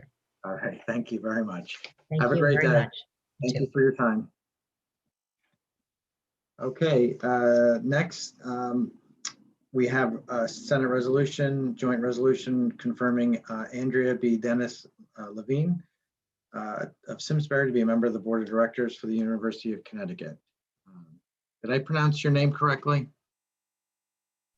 I'm very impressed. Levine is the last name. Thank you. And hyphenated on top of that. Good morning. Thank you. Good morning so much. Thanks for your patience and waiting while we get through the other nominations. Would you raise your right hand, please? You promise, swear, or affirm to tell us the truth, the whole truth, and nothing but the truth? I do. Great. Thank you so much. Feel free to have your opening, then we'll have some questions. Thank you. I am at work, so you may hear a dog barking or two, but we're going to try to keep it as quiet as possible. But good morning, Senator Duff and Representative Concepcion. Congratulations to you. Senator Looney, Representative Quinn, Senator Kelly, and Representative Kennedy, and of course, the distinguished members of the Executive and Legislative Nominations Committee. If I may, I'd like to start with my opening statement. As was just mentioned, my name is Andrea Dennis Levine, and it's truly an honor and a privilege to stand before you as a trustee of the University of Connecticut. And I'm honored to be renominated by Governor Lamont for this role. I am a Hartford native practicing veterinary medicine in the town of Bloomfield. My husband, Randy Levine, and I are proud alumni of the University of Connecticut. Randy is a former All-American and captain of both the basketball and baseball teams. We have one child, his name is Justin, and he received a digital media and design degree from the university in 2019. I actually received my doctorate from Tuskegee University, a well-known historical Black college in Alabama. My residency took place in the University of California at Davis, and my time in academia, actually I continued as an associate professor in large animal medicine and surgery at Ross University, which is on the island of St. Kitts. And then I returned back to our beloved state and started a career in private practice. Professionally, I am founder and owner of the Bloomfield Animal Hospital. I also host a radio talk show on WTIC 1080. It's called Pet Talk. And for almost 2 decades, it's given me an opportunity to reach out to the public, some that cannot necessarily afford veterinary care, but try to do the best for their pets. And I've done that for mainly on Saturdays, but like tomorrow I'll be on Ray Dunaway's show. Again, just trying to provide the best information that we can. And during this time of COVID, as you know, pets have become much more important to people's lives than ever before. WFSB, Better Connecticut, is my television home where I also continue to demonstrate the proper care of one's pets. Now, as a concerned veterinarian, I have been a longstanding member of the Government Relations Committee for the Connecticut Veterinary Medical Association. I've also served as their past president. And many of you on this committee I have met with or spoken with or testified about important veterinary issues. My community outreach has been an important part of my life, and that includes volunteering for Habitat for Humanity. And I really think it's been important to counsel and mentor young students, from middle school, junior high, especially students from underrepresented groups. And I also have hired and trained several UConn students that have gone on to earn postgraduate degrees. And as a family, we have made significant donations to the university in support of student scholarships and of course their athletics program as well. I actually began my volunteer work at UConn back in the early 90s at a time when I was still paying off my student loans. And my mother always told me it was important to give back. And as you know, when you're paying your student loans, you can't give back financially, but I felt it was important to give back with my time. And I served for several years on that board, was president for 97 to 99. And then that progressed to running for the alumni trustee. So I served as the alumni trustee, which is an elected position from 2003 to 2011. And 8 years ago, this committee approved my nomination to serve on the board of trustees. Some of you remember we were here last year, but COVID kind of shut us down a little bit. So we're back up for the renomination. My written testimony in front of you lists the different committees that I worked on over the years, but there's a couple of things I'd like to highlight. First, 20 years ago, I started a committee on the university campus for diversity and opportunity. And just last year, our trustee board members, we actually started and established a standing committee on diversity, equity, and inclusion, which I'm very proud to chair. I also feel that it's important, again, now that I can financially give back, there's an endowed scholarship in my name for advancing diversity. and helping several Huskies matriculate. Currently, I am the chair of the board's Institutional Advancement Committee. And what means the most to me right now is that my fellow board members have elected me to be secretary of the board. And I also serve as vice chair in the absence of the chairperson. I believe my long, proud association with UConn, as well as my experience in the business community and my volunteer work, have prepared me to accept this honor and to continue to serve on the board. I am willing to commit the time. Anyone that knows me knows that I work very hard in what I believe in. And my reason for giving back in this manner is that it reflects my gratitude to the state and to the university that has given me a quality of life I'll never take for granted. I am one of the lucky individuals that enjoys going to work every day. My career has meant a great deal to me. And again, if it wasn't for the college education, the affordable college education I was able to receive at UConn, this would not happen. It would be an honor to continue to serve, and I sincerely thank you for your time and consideration. Thank you very much. Well, thank you, Dr. Dennis Levine. We appreciate it. We love enthusiastic UConn alumna and those who are willing to give back to our flagship university. So thank you for that. I appreciate it very much. I'm sure members of the committee do as well. I'd just like to ask you, and you really are doing a wonderful job being involved, and as you indicated in your testimony, you have immersed yourself for sure in the board in lots of different ways, and that is appreciated. Can you just talk a little bit about the branches of UConn and how that's supported through the organization? We think of stores quite a bit because that's where the main campus is.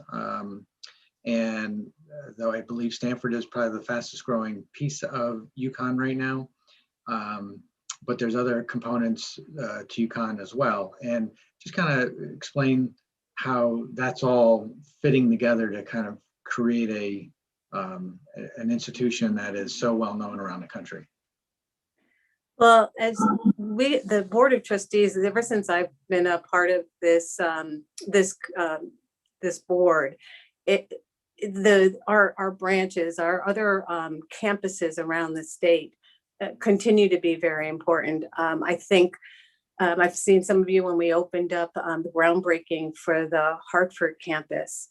And actually, when I'm talking about it right now, I get chills. What we are doing in Hartford has just been incredible. When prior to COVID, if you just walked in to that campus, you could just see how the interaction between the students, the fact that students can go to college by taking public transportation to get to school. And I'm talking to many of those students. It is just as important as our stores campus.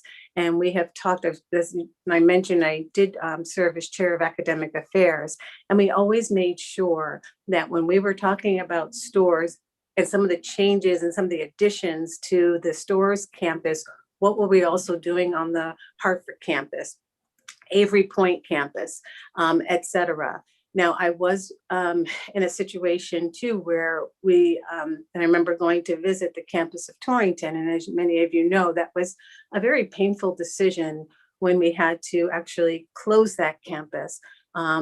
Every student was taken care of at the Waterbury branch, or I think a couple of them also went to Stanford, but it was something that we needed to make sure. It was just too draining, even though it was an important area, it was just too draining financially. So we make sure that it is all one family, everyone is treated equally. And what's also nice, and my son went to the West Hartford campus prior to going into stores, and it was ideal for him.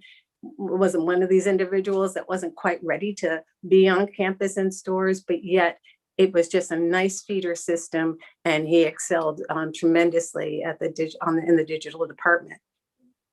Right. Is that answering what you're asking? Absolutely, I appreciate it, and I think each branch has their own strengths that are exclusive to themselves, and look at Stanford and how that has just grown so much, and with the now residence halls that they have, and they probably need more. And then Hartford opened up a few years ago under great fanfare, and that, was really just so excellent. I know my wife and I are at that age now where we know lots of our friends' kids who are at UConn up in stores right now and doing very, very well. So that's been great for them. And, so I just think there's, UConn has that ability, and it really is, has changed so much over the years. And we all joke now that if we had to apply, we never Right. did. I'm one of those too. It's so much harder now to get in. But anyway, thank you. That's all the questions I had. Representative Concepcion, did you have any questions at all? No questions, because my question was really centered around yours about the campuses in and around the state. But I did have a couple comments. Ms. Levine, good, congratulations. Great to Thank see you. you. You and I briefly met, I think it was in 2019. Yes. Pre-COVID, and had a great conversation about the university. So thank you for all you do. As a fellow Husky, I tend to follow the administration and the leaders of the university, and I've talked to several individuals specifically about you, and they have just the nicest things to say about you and your hard work for the university, including our esteemed Speaker of the House, who just raves about you. So thank you for everything you do. And the only other comment I would make is just to emphasize what you spoke about the Hartford campus. The campus sits in my district, and it has been absolutely transformative in that particular area. So I want to thank you personally and the UConn trustees for seeing that vision on what a urban campus can potentially look like, and the relationship you guys have with the Hartford Public Library, the Wadsworth, and all the assets we have in downtown is something that should be mirrored throughout the country. So thank you for all you do, and congratulations on your nomination. Thank you very much. And I think we're so proud of the leadership that we have on that Hartford campus, all our campuses, but that Hartford campus, again, it was something so unique. And then those of us that grew up in Hartford, to see that Hartford Times building come alive again, that's just incredible. So again, I thank you for all the support to make sure that happened. And we will continue to make sure that every student that wants to and is qualified to attend the University of Connecticut may do so, whether it's on the Stores campus or at one of our other campuses. Thank you. Thank you very much. Thank you, Mr. Speaker, or Mr. Chair. Thank you. Senator Looney? Thank you, Mr. Can you hear me? We can hear you. We got Good. you, Okay, Senator good. Looney. Thank you. We got you. Thank you. Dr. Dennis Levine, congratulations to you on and thank you for all of your lengthy service to the state and to the university, and all that you've done as an advocate for, promoter, and supporter of UConn throughout the years in so many ways. It's people like you that have helped make it the great university that it's become, I think, over the last 25 years in particular, since we started with the UConn 2000 renovation program and the infrastructure program that started there in the late 90s. And I want to thank you for all of your work during that time. So my first question for you is just how great is Paige Beckers? I can't believe it. Her body control is incredible. Even, my husband played a little ball and we just so thoroughly enjoy her. She's special. I know she really is phenomenal. Yeah. The second question it deals with athletics also. It seems that from year to year, the UConn athletic deficit is one of the largest in Division I sports, and that continues to be a problem. Is the board developing a plan to deal with that? Obviously, it's tied into the football situation and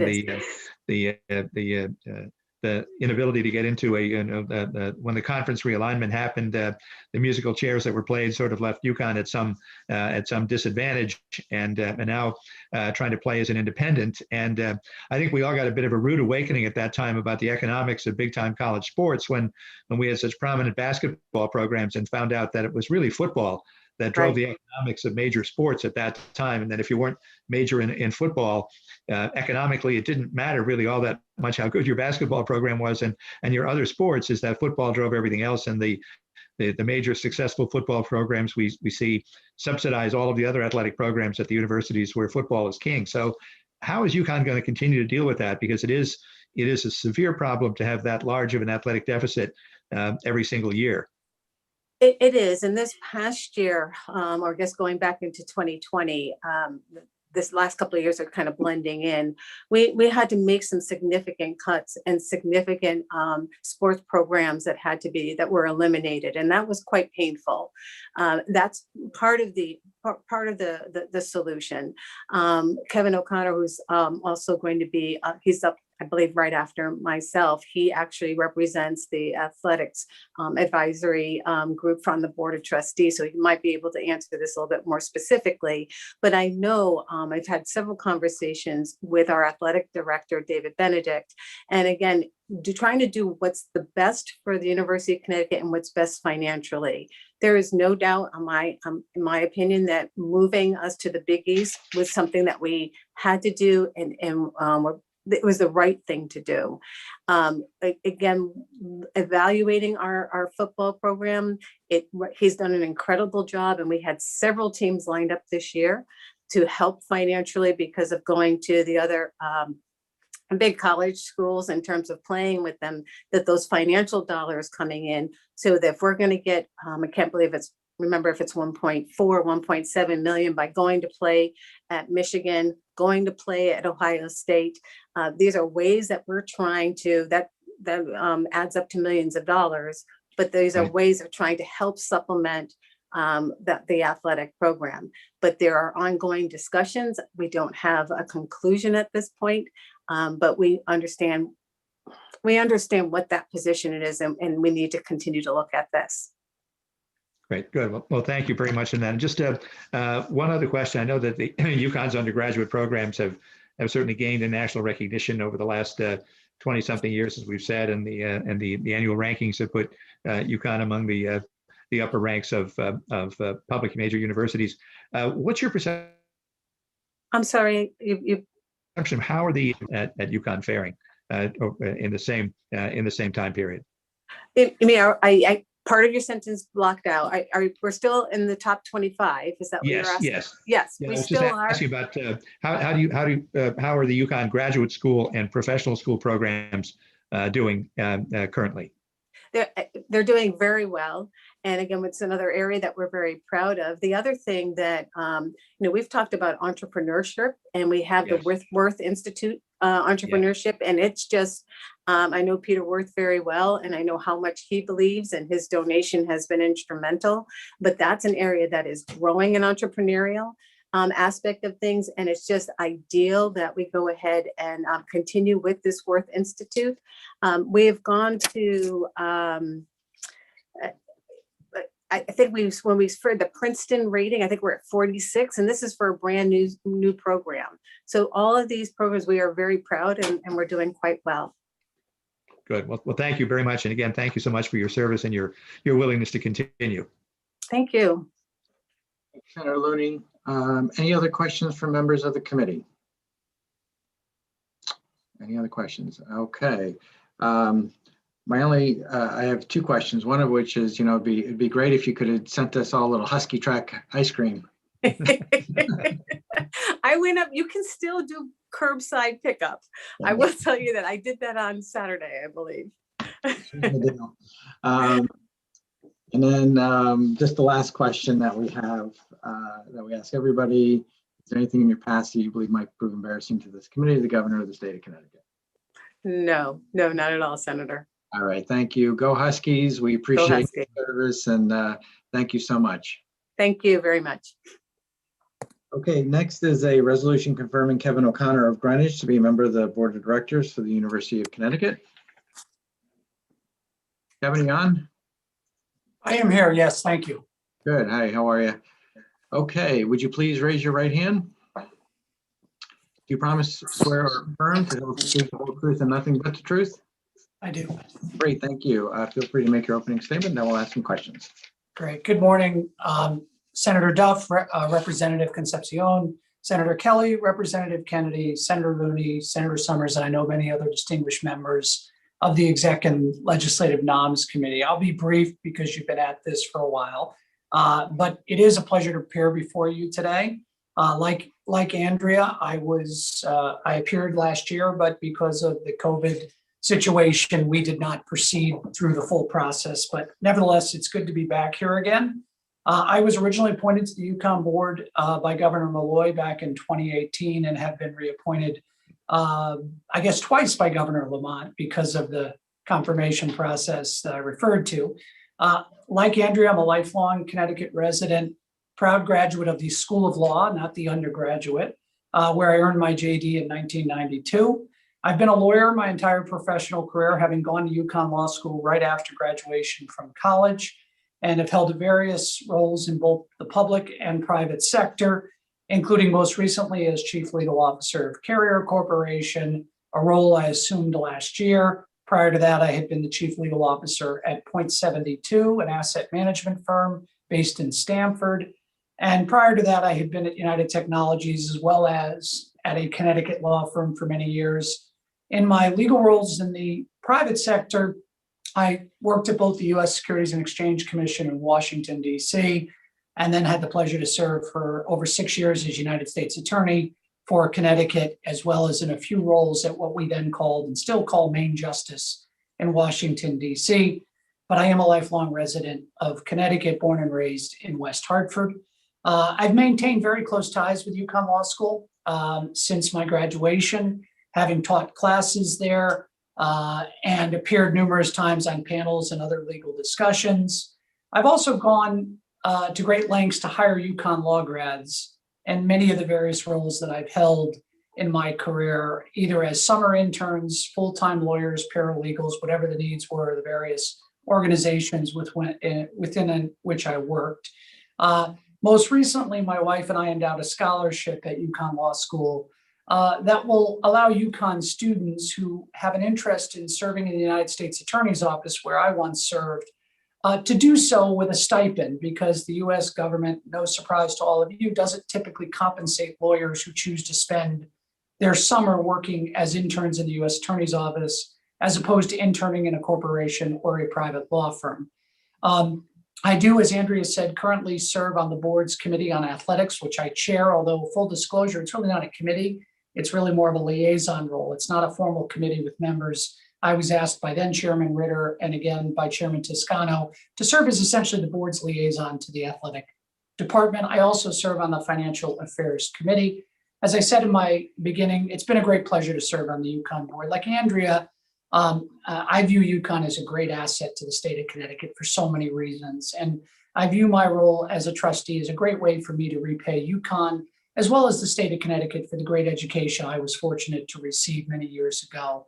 And like my fellow trustees, I welcome the opportunity to do whatever I can to contribute to the impact UConn makes in Connecticut and outside of Connecticut in the years again. So again, thank you for your time and consideration, and I'm happy to answer any questions you may have.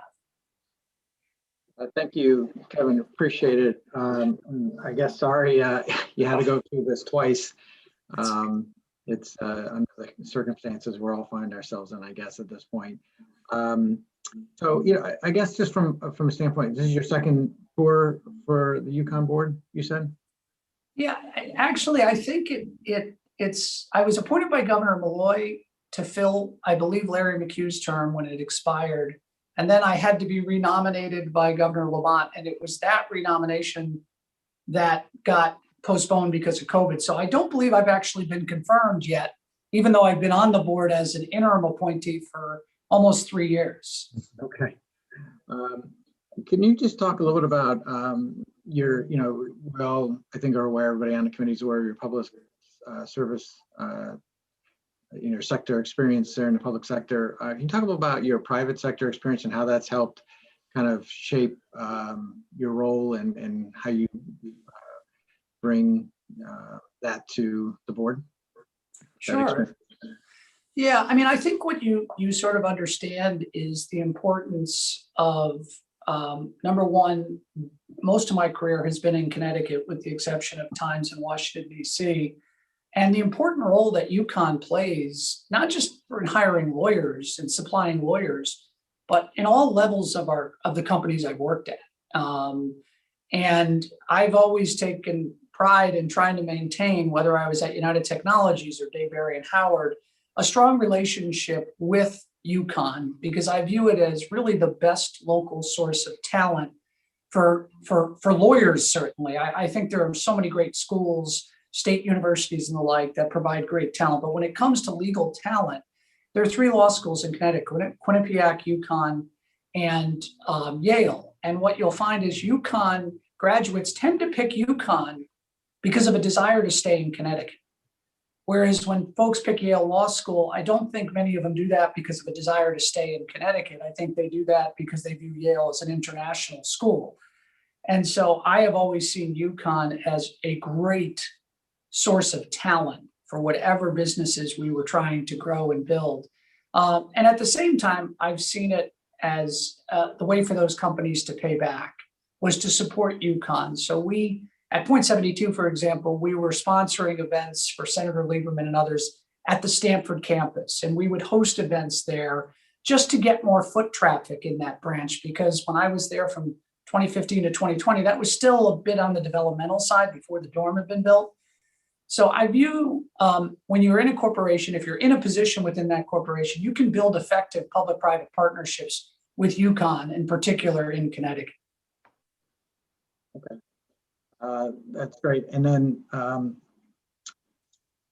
that's the questions I have at the moment. Representative Concepcion. Thank you, Mr. Chair, and Mr. O'Connor, thank you for all you've done, not just for the university, but the state of Connecticut, and congratulations on your nomination. Just one quick question, kind of wearing your chairmanship hat on the ad hoc committee on athletics. Here in downtown, obviously, we're hitting a little bit of a boiling point when it comes to the Excel Center here. Obviously, UConn being a major player in the future of that arena. So my question, I guess, is where do you see that relationship going over the next decade or so as the state and the city kind of wrangles around what the future of that arena should be? Yeah, look, I've always been, myself speaking, a huge proponent of UConn playing games there, men's, women's basketball, hockey, because I think UConn is a state school and you want to make it as easy as possible for people in Connecticut to experience UConn, whether it's athletics or the branches. And so for me, there is an economic impact, obviously, right? With UConn playing games in stores, it gets parking revenues, concession revenues. When they play games at the Excel Center, there's a financial impact to doing that. But I think you have to weigh that against the benefit to the taxpayers of Connecticut who want to see UConn. It is more difficult, bluntly put, whether you live where I live in Fairfield County, but even in Hartford, to get to stores, particularly in the winter, when many of the games are played on weeknights and you might have an office in Farmington or in Hartford. So I think for the sake of UConn and its ability to impact as many people in Connecticut, having that footprint in Hartford is tremendously important. There are economic challenges that have to be addressed, but I don't think I would want to see a world where UConn was not playing games at the Excel Center. Mr. O'Connor, those are great comments. Those are great to hear. So thank you for that. All set, Mr. Chair. Great, thank you. Senator Looney. Thank you, Mr. Chairman. Followed by Representative Kennedy. Thank you, Mr. Chairman. Good afternoon, Attorney O'Connor. Good afternoon, Senator. And congratulations on your service and all of your public service over your career.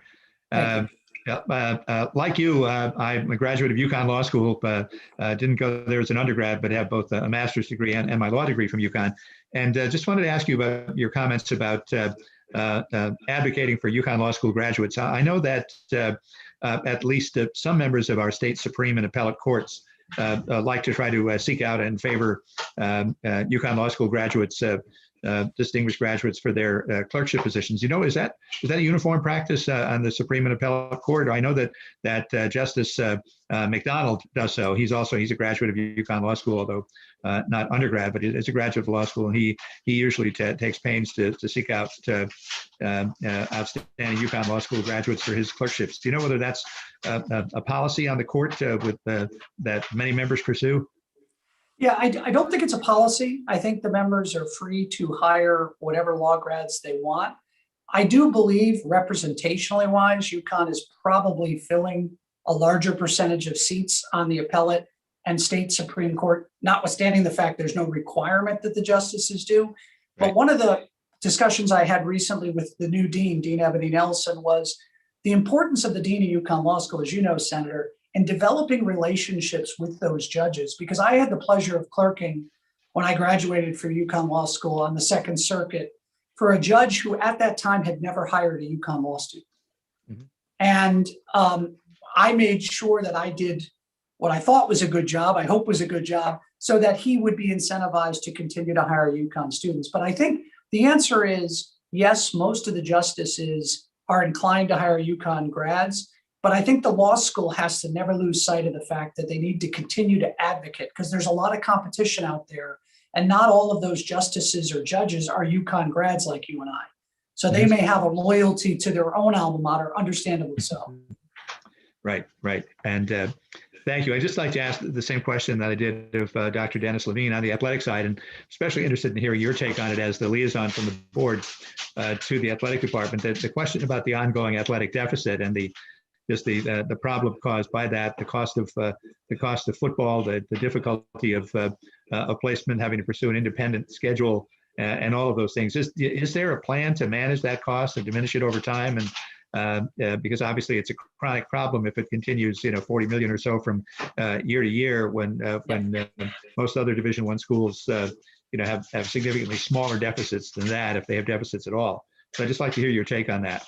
Yeah, I can tell you in my many conversations with David Benedict, that is at the top of all of our minds. I believe the deficit it has trended downward, Senator. It's still too high. It might be 28 million now. It had been 40. Right. It's obviously, like we all know, there's a revenues piece to it and an expense piece to it. On the revenue side, the downside and the challenge has been COVID, right? There's nobody going to games. So ticket sales have been impacted. That affects concessions, licensing agreements with IMG and others. And then on the, but the upside on the expenses is something you alluded to, which is being an independent allows us to schedule marquee games that come with big appearance fees. Mm-hmm. And Andrea touched on some of those games that have been scheduled. I think it's actually very good for the program from a recruiting perspective as well, because they can offer the opportunity for these student athletes to play at Alabama or play at Tennessee, things that weren't possible when they were tied down to the American Athletic Conference. Right. But I do think there's an upside on the revenue side to the ability to schedule in that manner. And I think David's done a very good job over the next 3 to 4 years picking games. On the expenses side, what I would say is what Andrea said, we went through a really difficult process of eliminating 4 sports this year. And you would think it would be easier, not just emotionally. Of course, it's hard emotionally because you're impacting student athletes, but you have to weigh all the Title IX implications of which sports you choose. And that proved to be a very complicated process. We ultimately selected 4 sports. That's going to have a meaningful impact on the school's ability to take down its deficit. But I must tell you, it was hard telling those student athletes that they had come to UConn to compete and they would no longer be able to do so. But those are the kind of tough decisions that I'm seeing that David and the administration have been willing to make. Well, I think being able to schedule those marquee games that bring in revenue and also national exposure, because they're usually televised games because they're playing major conference teams at that point, that's certainly good. The only downside is if you lose 70-0, it doesn't look so good. But getting the game is a good thing in and of itself. But again, want to thank you so much for your continued commitment to the university, to the law school, and for your work on the Board of Trustees. Thank you, Senator. Thanks, Senator Looney. Representative Kennedy. Thank you, Chairman Duff. And welcome, Attorney. I'm sorry. Thank you, Chairman Duff. And welcome, Attorney O'Connor, and for spending the entire morning with us. I'll just be brief. Thank you for all the information you shared with us regarding the athletic department. As a former season ticket holder for the women's basketball, I've spent many times up at stores watching their games. So that brings me to my question would really be about compensation for athletes for endorsements. I know it's legislation that California passed not too long ago. I just kind of want to get your take on that and your thoughts on that. Yeah, I mean, so I'm a former student athlete myself, and without athletics, I wouldn't have been able to attend the University of Notre Dame. So I tend to have never lost perspective with student athlete. And I can't speak, as you can appreciate, for UConn. This is a big issue affecting. So I don't want anything I say to indicate that's the UConn position. From my perspective as a board member, I think they need to do something at the end of the day to reward these student athletes whose images are being used to profit for profitable purposes for the university, whether it's their jerseys. That's my personal view. It's not UConn's view. I feel there is a level of exploitation of student athletes if they're selling their jerseys in the bookstore and things like that. And I think they have to come up with a solution. I'd like to see the NCAA do it rather than have 50 different states come up with different solutions. Because if Connecticut legislature adopts something, but Texas doesn't, are we putting our athletes at a competitive disadvantage? I don't know. But what I would say is, I think something more than the status quo should be done, but straight out paying student athletes makes me nervous as well, because then they become employees of the university and they're not student athletes. And I think you lose something, most importantly, the benefit of a free education or a subsidized education, and just the general developmental aspects of student athletes. If athletes are viewed as employees, they're not part of the student body community. Education's not a priority. So my personal view is, I don't want us to go as far as making student athletes employees under full compensation packages. At the same time, I don't think the current posture of not compensating them at all is necessarily acceptable as well. Thank you, sir, for sharing your thoughts on that. And I greatly appreciate that. And I do have to agree with you. I think it's something that should be a determination, not state by state, but by the NCAA. I think the playing field, if you will be a little bit more even and will be across the board. So I do appreciate that. And thank you again on your reappointment, and or congratulate you on your reappointment, and thank you. Thank you, Chairman Duff. Thank you, Representative Kennedy. Any other questions from members of the committee? I don't see any hands up at all, virtual or otherwise. Okay, Mr. O'Connor, thank you for your time and for hanging out with us all day. I'm sure it'll be one you always remember. Well, thank you all very much for your time. I've actually been through 2 U.S. Senate confirmations, and I can tell you, you are a true pleasure to work with all of you. So. All right. Well, as we said to our last person, Dr. Dennis Levine, next time, don't hesitate to bring us some ice cream from UConn. We always would. Exactly. Thank you very much. Next, we have a resolution confirming Robert Namnown of Canton to be a member of the Education Arbitration Board. I'm not sure that I. Sure, don't forget the question. Oh, I'm sorry, Mr. O'Connor, are you there? Are you still there? I'll ask him afterwards. How's that, Representative Vargas? Or I'll task you with that. I think he's gone. Okay, well, hello, Mr. Namnown. Did I say that correctly? You came close. It's Namnoon, but thank you. Okay, does that end with an M or an N? Okay, because An M. Oh, it says N on our agenda here, so I apologize for that. Okay, would you please raise your right hand? Do you promise, swear, affirm to tell us the truth, the whole truth, and nothing but the truth? I do. Okay, thank you. And feel free to make a statement, and then we'll ask some questions. Okay, good morning, Senator Duff and Representative Concepcion and members of the Executive and Legislative Committee. I'm Bob Namnum, and it's an honor and privilege to be reappointed by Governor Lamont to the Education Arbitration Board as a representative to the interest of exclusive representative of the certified employees. Thank you for your invitation to appear before you to address my desire to continue to serve as an advocate on the Education Arbitration panel. Recently, I completed my 2nd year as an advocate arbitrator. To date, I've only served on one panel in Bridgeport in 2019. That arbitration lasted for 3 hearing dates and allowed me to gain experience in the necessary preparation to advocate for the teachers of Bridgeport in this challenging environment. My familiarity with the statute governing the arbitration process is based on my 25 years of experience as a field representative with the Connecticut Education Association. During my tenure with CEA as a field rep, I advocated for teachers in reference to contract negotiations employment hearings, and other employment-related matters. I've had the opportunity to represent teacher groups as large as 900 and as small as 11. Furthermore, I have the experience of advocating for teachers throughout the state from Danbury to Scotland. This varied experience has provided me with insight into the background of individual and regional educational groups. My professional training has provided a foundational expertise and experience in contract negotiations. Specifically, interest arbitration is defined in Connecticut General Statute 10-153. I have prepared, presented, and briefed more than a dozen interest arbitration cases before an arbitration panel.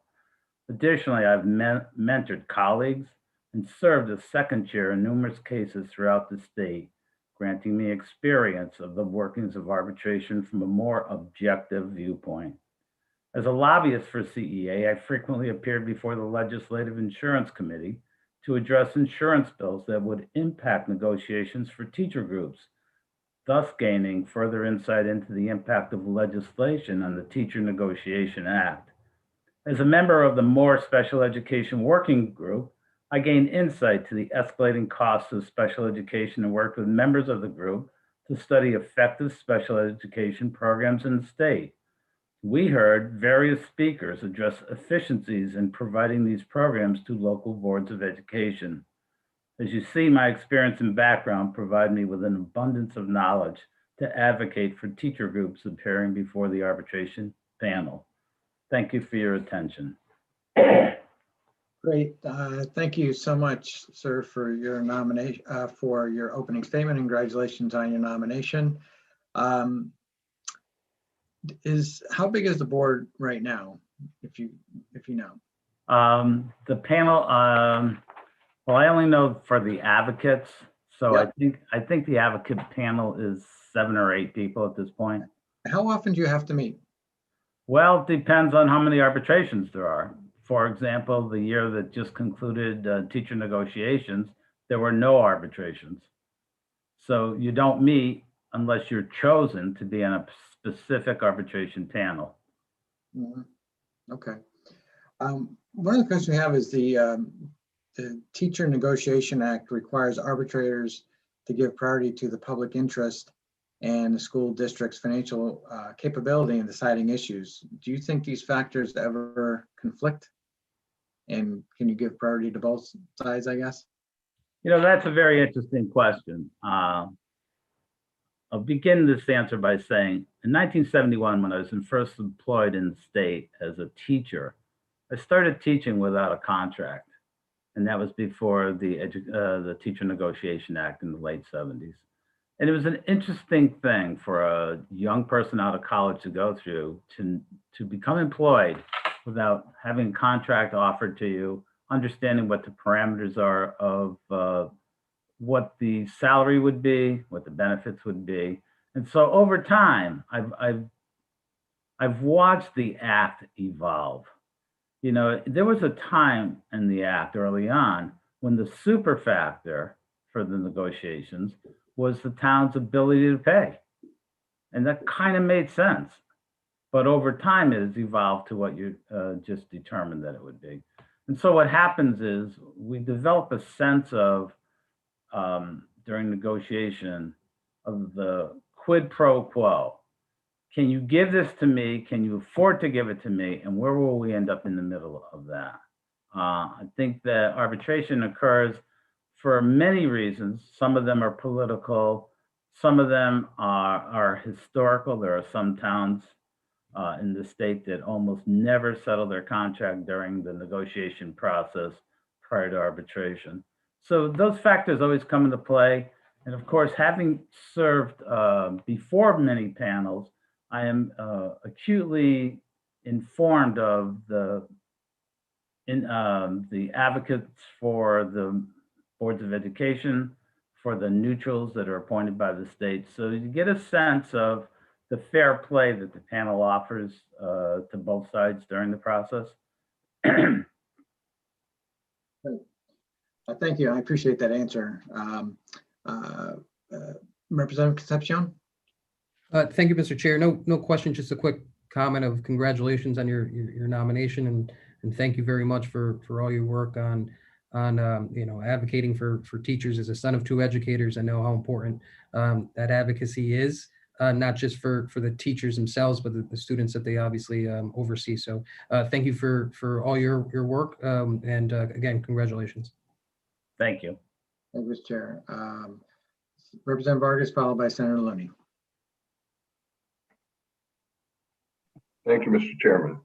I just want to thank Mr. Namnoon for his service on the teacher arbitration panel as a teacher advocate. As a teacher advocate for many years in a different unit, the American Federation of Teachers, for many, many years, I had the opportunity to go before the arbitration panel on a couple of occasions, and I know the hard work that you do, and sometimes these arbitration panels go into 2 or 3 o'clock in the morning, and it's not easy work to try to balance the public interest with the teacher's interest, with the kids' interest. I know how hard that is. On the labor board side, a different arbitration panel just lost a friend, Ray Shea, who just passed away, was a firefighter and very involved as an arbitrator, always trying to support bills that would increase compensation for arbitrators, which hasn't been increased for years. But anyway, I want to thank you for your service, and I know how difficult it is, and just keep up the good work. Thank you, Mr. Chairman. Thank you. As you mentioned, Ray, he was a model for me as I worked through this process over these last 25 years. He was a person I thought that brought a lot of common sense to the table in dealing with negotiations. And he understood that you don't just get everything that you need. And he learned, or he actually taught me, how to disagree without being disagreeable. And he will be missed. Thank you, Representative. Senator Looney. You're on mute. Hear me now? Yep. Okay, good. Good. Good afternoon, Mr. Namnoon, and congratulations on your nomination. Thank you for your service. Thank you. I've just one question.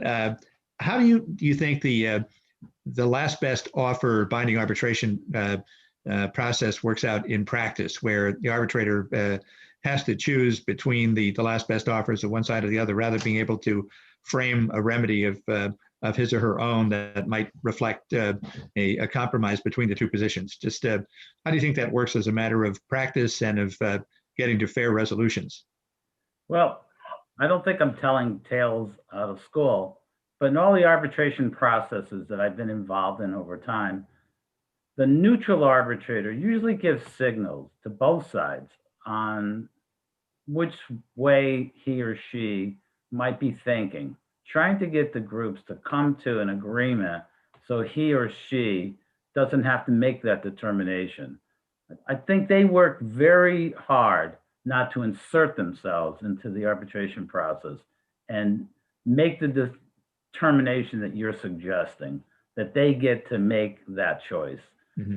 I think that in crafting your last best offer, it serves to educate the members of your bargaining unit. This is as far as we go, and you have to craft this language specifically so it dovetails accurately into the language of the contract.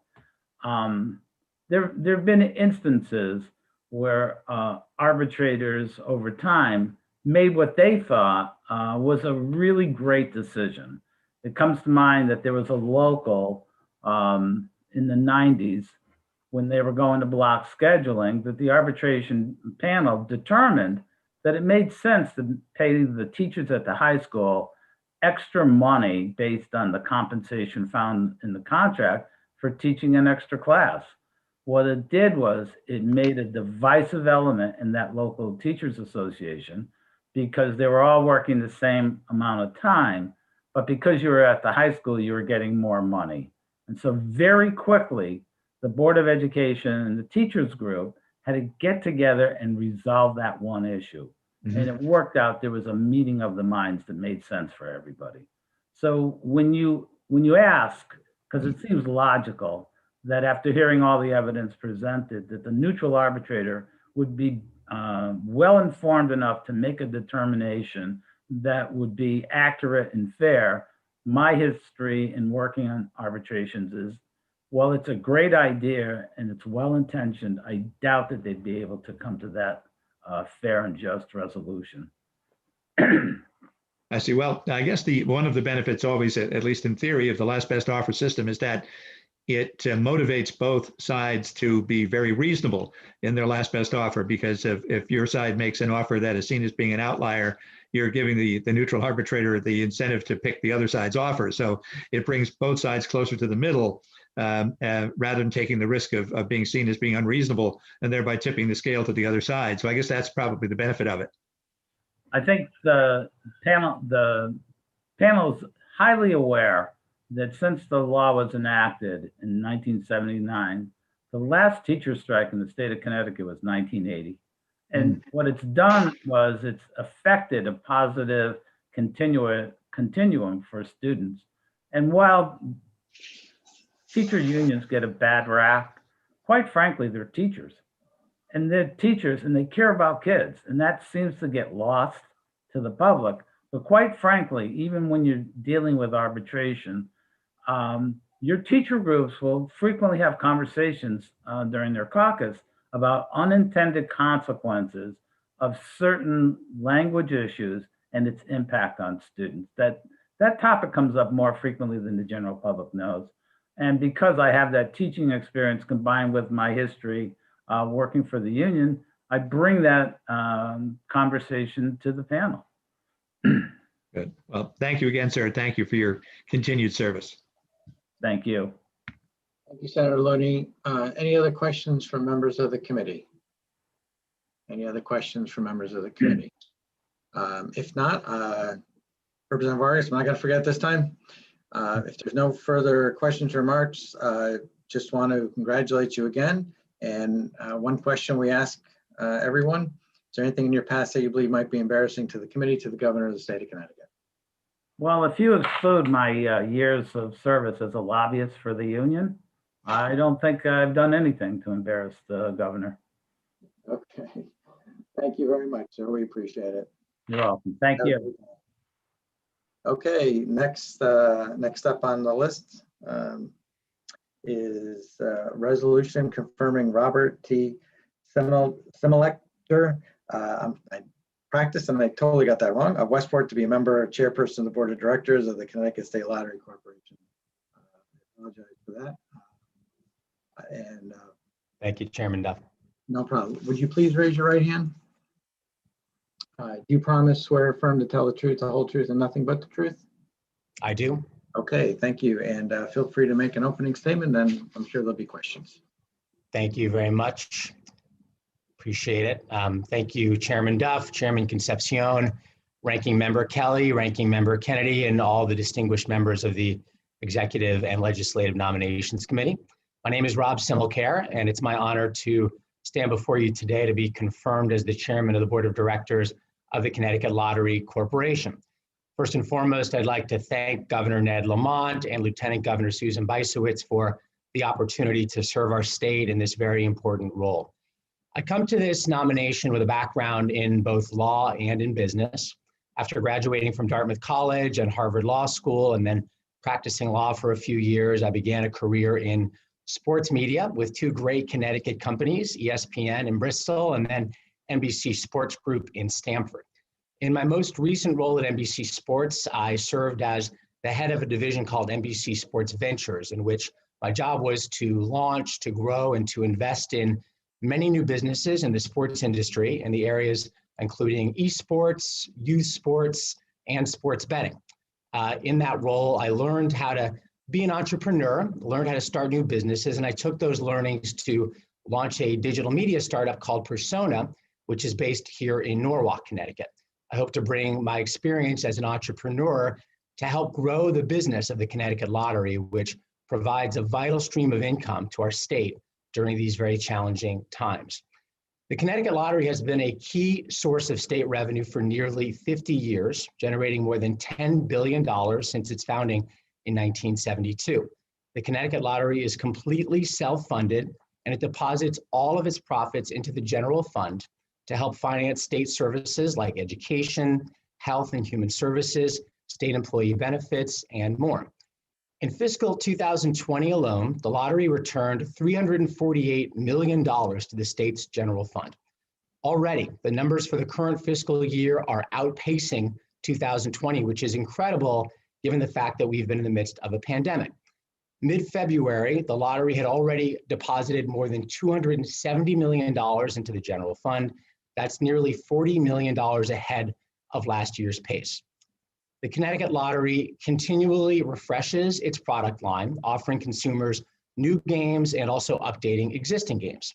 Last summer, we launched a new game called Fast Play, which is a rotating suite of instant games that print directly from lottery terminals like a draw game, and that has been popular in other states. Connecticut players are already enjoying this game. The game is currently averaging more than $750,000 in sales per week. One of the reasons that I was so excited to be nominated to this role by the governor last May was the opportunity before us to expand responsible gaming in our state and thus increase Connecticut Lottery's contributions to the general fund. The two most significant opportunities, of course, are online sales of some lottery games known as iLottery and the legalization of sports betting. iLottery is a crucial step toward protecting and growing the Connecticut Lottery's revenue from existing games in an increasingly online world. And as I've said at two recent hearings before the Public Safety Committee, now is the time to legalize sports betting in our state, and no entity can deliver more to the state's taxpayers from this activity than the Connecticut Lottery. We were very pleased to be included as a prospective online and retail operator in the agreement that was announced last week between the administration and the Mohegan Tribal Nation. And we look forward to participating as this process continues to play out toward legalizing sports betting in our state. Connecticut Lottery's two most important responsibilities to the state, however, are first, acting with the utmost integrity in the manner in which we operate, and second, ensuring that Connecticut residents play our games responsibly. I'm aware of some of the issues that the lottery has faced in the past, and I'm encouraged by the leadership of our current board and our president and CEO, Greg Smith. It's my intention to ensure that the CLC maintains the highest standards of ethics and professionalism.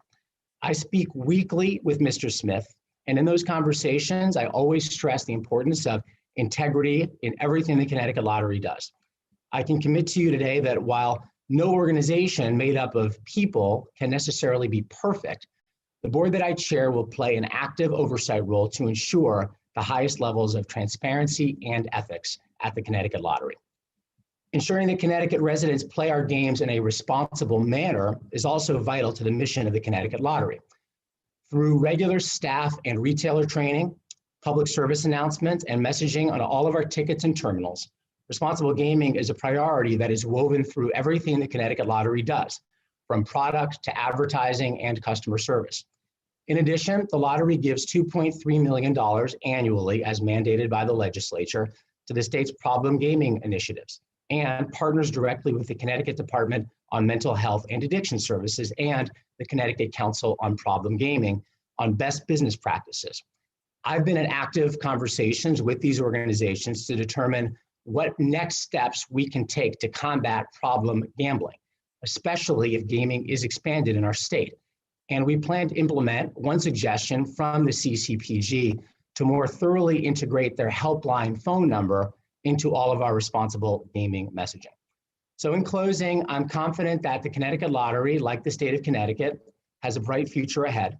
I now look forward to taking all of your questions and also hearing any ideas and suggestions that you have. Thank you. Thank you very much, and congratulations on your nomination. Appreciate your detailed testimony with regard to the lottery and how you see things moving forward. Can you talk a little bit about maybe you did a little bit in your testimony, but really the iterations of lottery and how you see the sports betting and iLottery is just kind of the next iteration of what you believe to be a part of kind of the overall lottery system. Absolutely, thank you. Lottery. Sure. Connecticut Lottery is going to celebrate its 50th birthday next year. So this is an entity that's been around since the early 70s. And it has evolved over that time, but when you really look at what lottery is today, it is still very much what it was for most of those 50 years. It's a cash business that is carried out by retailers around the state and is offering a set of games that include scratch-off tickets, which is a significant portion of our revenue, draw games, both daily and less frequently drawn games, and others. And so lottery has grown while also being quite close to its original model of a cash-based business. I think when you look at the world we're living in today and the fact that pretty much any business, if you want to call yourself a business that's positioned for future growth, you have to be online. It's just part of what businesses do today. In fact, I speak about this in my own consumer behavior because 9 days out of 10, if you find me on the street and ask me if I'm carrying any cash, the answer will probably be no. I'm often carrying my phone with a little pocket on the back that has my driver's license, credit cards, debit cards, things like that, and don't have cash. So being online is simply part of what any business has to do right now. And this is especially true when you look at what's happened in the last year. We've gone through a pandemic where people were not going out as much. We've had weather events and things like that that have just made it harder for people to get out to buy lottery tickets. And so it's just a fundamental part of what the lottery and any business needs to do. As far as sports betting goes, Chairman Duff, I have been involved in studying this market since the Supreme Court overruled PASPA a couple of years ago and have seen now close to 20 states roll out legal sports betting. In just over half of the states that have legalized sports betting, the lottery is playing some role. In some of those states, the lottery is acting as an operator and a retailer and online operator of sports betting. In some of those states, the lottery is actually the only entity that is operating sports betting. A couple of our neighboring states here in New England, New Hampshire, Rhode Island, essentially turned to lottery to run sports betting. And then you've got some other states that are using lottery as, or their lottery commission, essentially as the regulator that's managing sports betting. So from the very beginning, I felt that Connecticut had an opportunity to legalize this activity and that lottery should be a part of that, recognizing the fact that we have existing partners in gaming, particularly the two tribal nations in Connecticut, that also felt that they should play a role as well. And so I've been following and have been indirectly involved in those talks that have been going on between the administration and the tribal nations to get that done. And it seems to me, and I think I was pleased to see the announcement that was made last week, in which these three entities that combined contribute over 95% of the gaming revenue that the state of Connecticut currently receives, the two tribal nations and lottery, that it makes sense for those entities to be the entities in the state that carry out sports betting if and when it is legalized. So I was pleased to see that announcement. I know there's still work to be done. Obviously, the Mashantucket Pequot tribe still needs to reach agreement with the administration, and so I'm looking forward to that happening. But I think it's a natural next step, Chairman Duff, to answer your question, for lottery to be involved, both online and at retail, where lottery has some really specific abilities to reach out to people and to develop a market when it comes to sports betting. Great. Thank you very much. And my last question is, do you see yourself as in competition with tribes or sports tech or any other kind of entity that does gaming? Or do you see yourself as a partner with those organizations in relation to lottery, sports, gaming, et cetera? Thank you. That's a great question, Chairman Duff. I think to answer that question in honesty, the answer is probably a little bit of both, right? I think that we certainly are partners when it comes to making sure that gaming in Connecticut is brought about in a responsible way, in a way that really makes sure it's safe and that does not contribute to problem gambling in our state. I think we all have to partner on making sure that gaming is done safely, that we follow the regulations that are laid out, and that we do it the right way. That said, of course, in any business, you're competing against others who are competing for the same dollars. So is there some degree to which, even today, before sports betting is legalized, do we, in some ways, indirectly, I'd say, compete for the gaming dollar of anyone who's thinking about participating in gaming? Are there some people who are thinking any given day about, should I buy a lottery ticket, or should I go to Mohegan or Foxwoods and play the slots or do something else? Yes, I think there's some degree of competition that already exists there. I think that if we are all operating as sports betting operators in the state, the two tribal nations and lottery, then yes, we will have competing products when it comes to offers and trying to develop the marketplace for the state. And I think that's a good thing. I think if you want to develop the sports betting market in the state, competition is a good thing. That's part of why the governor and the administration have wanted to have multiple operators in the state. And I think that's a competition of sorts that we're ready for. Great. Thank you very much. I appreciate that. Representative Concepcion, do you have any questions at all? Thank you, Mr. Chair. No questions, Rob. Good to see you again. Rob and I had the opportunity to catch up yesterday and had a good conversation with him. I guess, I'm going to come back in. Just one general question, just because new to the committee, and I know there's some individuals watching, and this is one of the questions I obviously had, was what are the roles, just generally, the roles and responsibilities of the board of the lottery? I know a lot of individuals don't even realize that there's a board that oversees the lottery corporation. So just curious if you can just expand on that a little bit.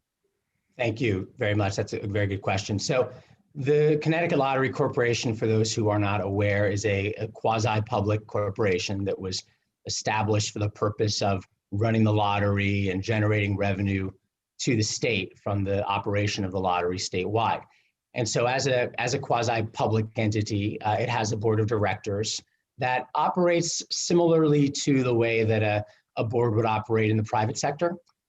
We oversee the operations and the major strategic decisions that lottery makes. We run through a structure of committees. We have an audit committee, a finance committee, a personnel committee, and a legislative and gaming committee. And those committees all serve a function of working with the staff of lottery, the CEO and president, who's the day-to-day manager, and the paid professional, Greg Smith, who runs lottery day-to-day, and his senior staff. And so we work with the senior staff to approve major agreements and contracts that lottery enters into. We go through a budget approval process, an audit process as well, and also weigh in on major personnel decisions. So it operates the way that a board might operate in the private sector. It's part of the governance structure of lottery. And at the end of the day, it's the job of the board, of which I've been chairing since last May, to provide oversight to the lottery corporation. Thanks. Appreciate that information, Rob. Thank you, Mr. Chair. Thank you. Senator Looney, followed by Senator Formica, and then Representative Perillo and Senator Summers. Thank you, Mr. Chairman. Congratulations on your nomination, sir. And a couple of questions that I have. One is, in terms of deciding on where to grant lottery franchises, because obviously a convenience store or at a gas station that sells lottery tickets is going to have a tremendous advantage over one that might be located across the street or down the block that is not licensed to sell lottery tickets. How is that's a significantly a significant opportunity for patronage to be directed in one direction as opposed to another? What's the process that the Lottery Corporation used to make sure that that's done fairly? Because it could be a question of survival or not survival for someone who does or does not get to be a lottery vendor. Thank you for that question. I've been serving in this role since last May, and so I've learned a fair amount about the day-to-day operations of lottery since then. But there's still a number of things I'm learning. I know as of today we have about 2,900 retailers around the state, and they vary from convenience stores to some restaurants, especially those that run Keno. We have a process of of working with them, training them, and providing oversight over those retailers. I have not yet, Senator Looney, actually dived into that particular process of exactly how the process of an application and approval of a new retailer works. That's not something I've learned about yet in my role. So I don't know the specifics of how that is done. But I do know that there's a robust oversight of retailers that continues to happen, that their operations are regularly audited, and that we make sure that they're operating in a way that's consistent with our rules and our regulations. But the actual application process and approval process is one that I still need to learn about. Good. Well, thank you. And appreciate any follow-up information that you might get on that once you've had a chance to examine that question. Another question relating to your experience, obviously in terms of sports management, sports marketing prior to your current position. When the opportunity for the expansion of sports betting first arose a few years ago, I think all of the legislative leaders received visits from representatives of the major professional sports. And at the time, asking that a so-called integrity fee be made part of the sports betting enterprise, saying that all of a sudden now that there was going to be such an expansion of betting on their games that they needed to be able to receive more revenue to guarantee integrity, quality of the operation, concern about cheating of one kind or another. That seemed to me to be a little bit disingenuous, because it ignored the fact that betting on their operations have been going on for a very long time outside of the legal betting framework. And are they only worried about integrity when the state is going to get some money out of it, as opposed to before when all of the other illegal interests were? Around that time, I got a call, or just more recently, I got a call from my counterpart in New Jersey, State Senator Steve Sweeney, who is the President Pro Tem, and he said, "Don't give the sports a penny."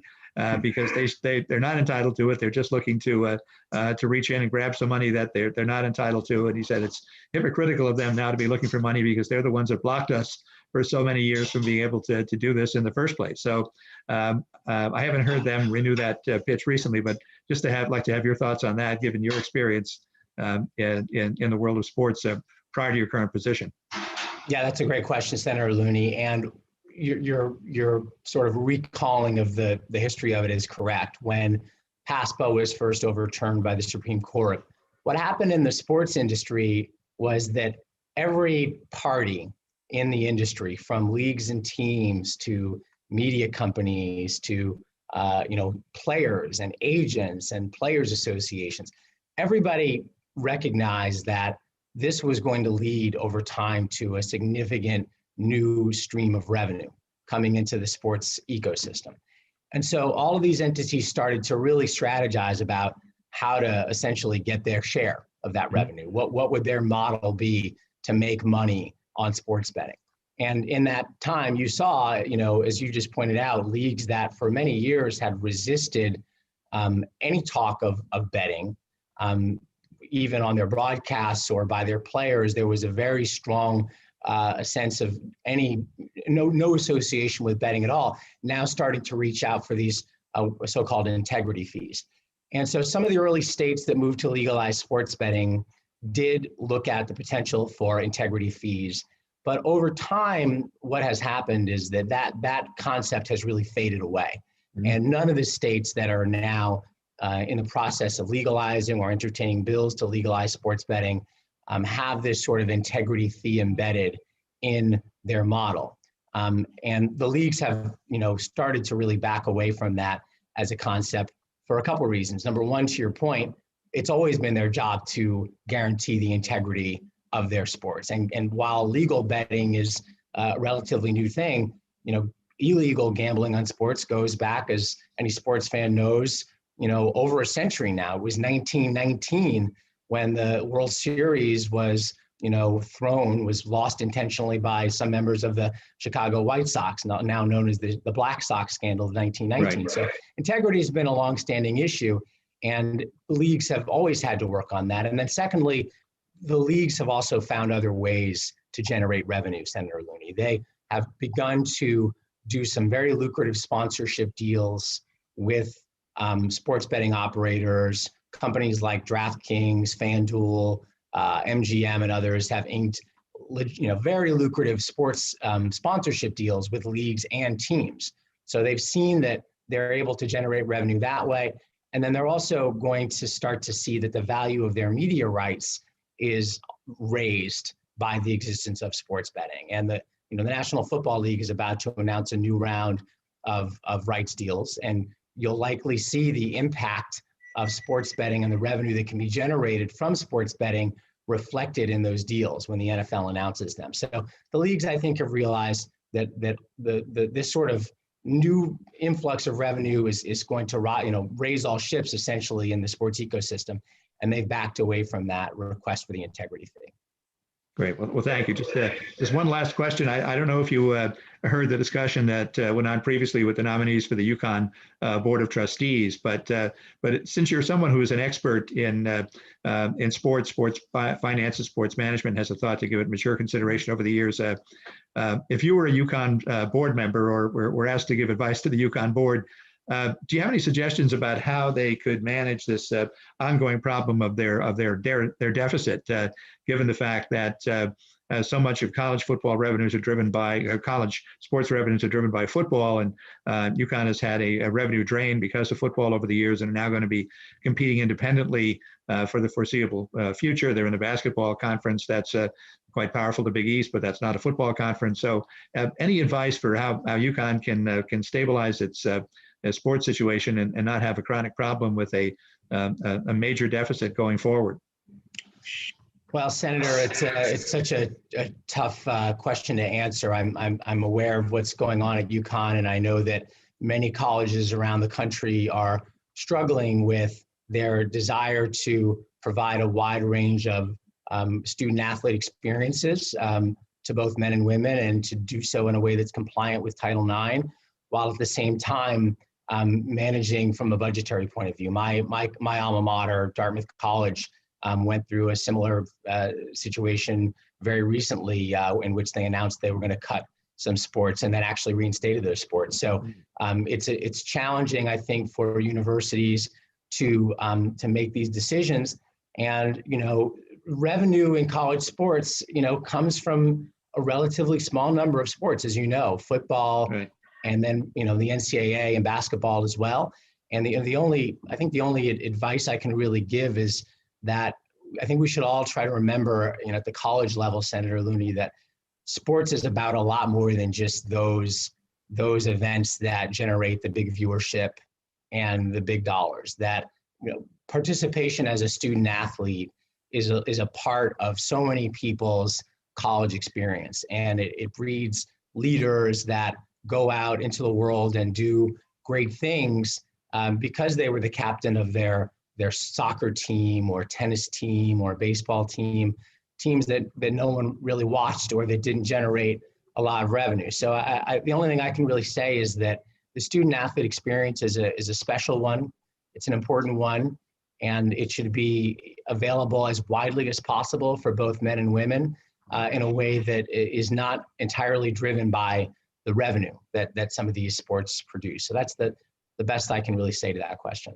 Well, I appreciate your thoughtful answer. And I think we all received an economic lesson when the conference realignment thing was going on and the discussions about football, when we all learned, I think somewhat to our chagrin, how much football drove the whole revenue aspect of college athletics, especially at the highest levels in the 5 power conferences, and a powerhouse football program basically subsidizes all of the other sports, including all the non-revenue generating sports, and that there are actually so few sports at the college level that actually do generate revenue, and that football is such a big thumb on the scale that it dwarfs everything else, and that if your football program isn't revenue generating, it creates a crisis all the way through the system.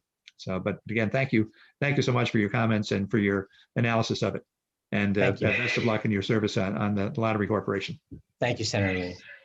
Thanks, Senator Lodi, Senator Formica, followed by Representative Perlow, followed by Senator Summers.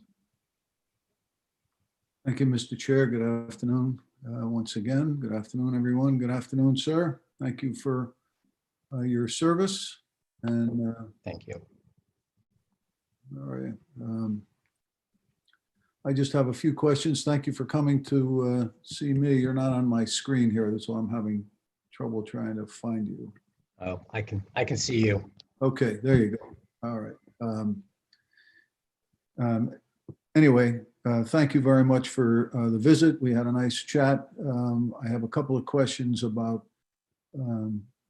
moving forward. In terms of the administration at the lottery, the quasi, there's been some trouble in the past. And you came in kind of after that, I think. And so could you talk about the opportunities that you've put in place to ensure that people are responsible and accountable and respected in the organization? Yes, thank you for that question. And you're correct, Senator. I did come in toward I would say the tail end of some of these issues that you refer to, although there certainly have been some lingering, impact and litigation from some of the issues that have taken place in the past. In my very first week after being named to this position, nominated to this position by the governor, I immediately got involved in one of those situations, litigation involving a former employee who had been involved in a problematic drawing, and then there had been some personnel litigation after that. And I immediately, got to work on making sure that we could put that situation behind us. I worked with Greg Smith, our president and CEO, and every single member of the board to move quickly to approve a settlement that the state treasurer, Treasurer Wooden, had spoken out and believed that should have been approved. It hadn't been approved when I joined the board, and I immediately got to work to make sure that settlement was approved. Not because I had any feelings on the merits of the case one way or the other, but because I thought it was important for the lottery to put these issues behind it, especially as I knew that we were going into a period of time in which expanded gaming would very likely be on the agenda at the state level, and that we wanted the Connecticut Lottery to be associated with the positive things that we're doing, the revenue that we're delivering to the state, and the performance of the lottery, and not any of these issues that have existed in the past. As far as going forward, Senator, I think that as I mentioned earlier, the job of the board is to provide a robust oversight to the staff and the management of lottery. I think the first thing that I feel comfortable with coming into this role, and I wouldn't have taken the role if I didn't feel comfortable, is the leadership of Greg Smith. Greg and I started talking months before the governor nominated me.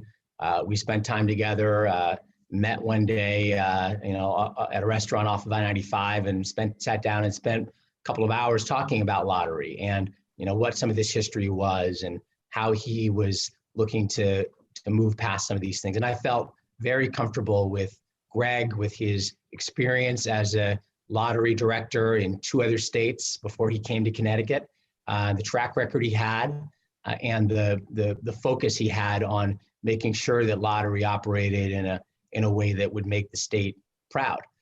That said, I'm going to be a very aggressive as a board chair to make sure that when issues do come up, when even the small issues come up that we might notice at the board level, that there is a clear sense of accountability, that there's a clear sense that we cannot let mistakes slide, and mistakes happen in any organization, right? The Connecticut Lottery is we're operating every day. There are games being drawn every game. There are thousands and thousands of tickets being sold at retailers across the state every day. Things will go wrong. You've got an organization made up of people. Sometimes among people there are disagreements, there are disputes.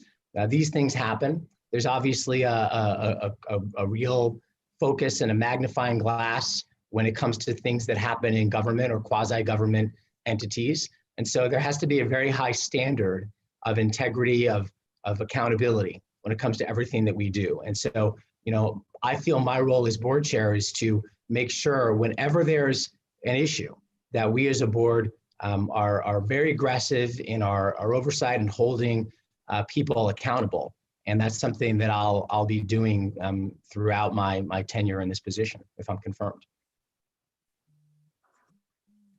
Thank you very much for that answer, sir.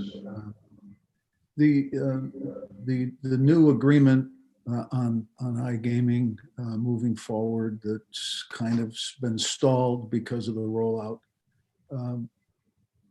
affects the lottery. The lottery is, I think, the largest revenue source that comes in from an outside entity other than taxes. Could you explain the difference between the iLottery games and the iGaming and the sports betting in terms of the iLottery and sports betting? My understanding is the sports betting is going to be in a limited number of locations. I believe that has been identified, I think, as 15. And then to Senator Looney's point about choosing those locations, you know, whether you have chosen those or whether that was chosen as part of the agreement. And then what are the games that iLottery is going to include? Are they, I guess, kind of the games that you have now, but digitized, or are there other opportunities? And then the iGaming, if you could touch on that, please. Yes, thank you. So I'll start with the iLottery and the games that we'll be offering electronically if we're approved and given the opportunity to do that. The iLottery suite of games will be a subset of the games that we currently offer as a Connecticut Lottery. Primarily, it will be our draw games, both our Connecticut only and our multi-state draw games. So games like Lotto, the daily numbers, Play 3 and Play 4, and those draw games that we run both in-state and then also the multi-state draw games. So Mega Millions and Powerball. Those are all games that we will, if we're able to, we'll be able to offer online. Keno is also something that we plan to offer through iLottery as well. And the discussions that have gone on with the tribal nations set a limit to the frequency of draws that we could have, so that we don't put something in iLottery that looks too much like an online casino game of the sort that the tribal casinos will be offering. So we do plan to offer Keno online. What we will not be offering online, Senator, are any electronic versions of our scratch ticket games, I should say. The scratch ticket games will continue to be offered only at retail, only in person via cash purchases, and will not be offered as an online game. You asked also, Senator, about sports betting and the retail locations that we envision. As you saw, the agreement that was reached between the administration and the Mohegans envisions up to 15 retail locations, and specifically mentions that there will be retail locations in Hartford and in Bridgeport. To answer your question, we have not yet identified any specific locations for any of those retail operations. The course of those negotiations with the tribal nations was one in which we started out with looking at potentially a larger number of retail locations than that. And as the negotiations played out, we ultimately ended up at the number of 15. So given that that's what we now envision, of course, there's still a lot of work to be done in terms of an agreement with the other tribal nation and the legislative process. So we don't know for sure yet what we will end up with, but assuming that it's 15, we'll be looking to distribute those geographically across the state in a way that makes it possible for as many of our residents as possible who want to engage in this activity to be able to do it within a short drive of where they live. The Bridgeport and Hartford locations stand out as something that the vision for those is for them to be much more than just sports betting. That may in fact be the case for more than just two of them, but at least for those two, the goal is to do something that is bigger than just sports betting, that is more of an entertainment experience that could involve other types of entertainment, including things like events, dining, esports, and video game play and competitions. Another thing that I was involved with when I was at NBC. So those will be sort of multifaceted entertainment complexes. That's the idea, and that's our goal.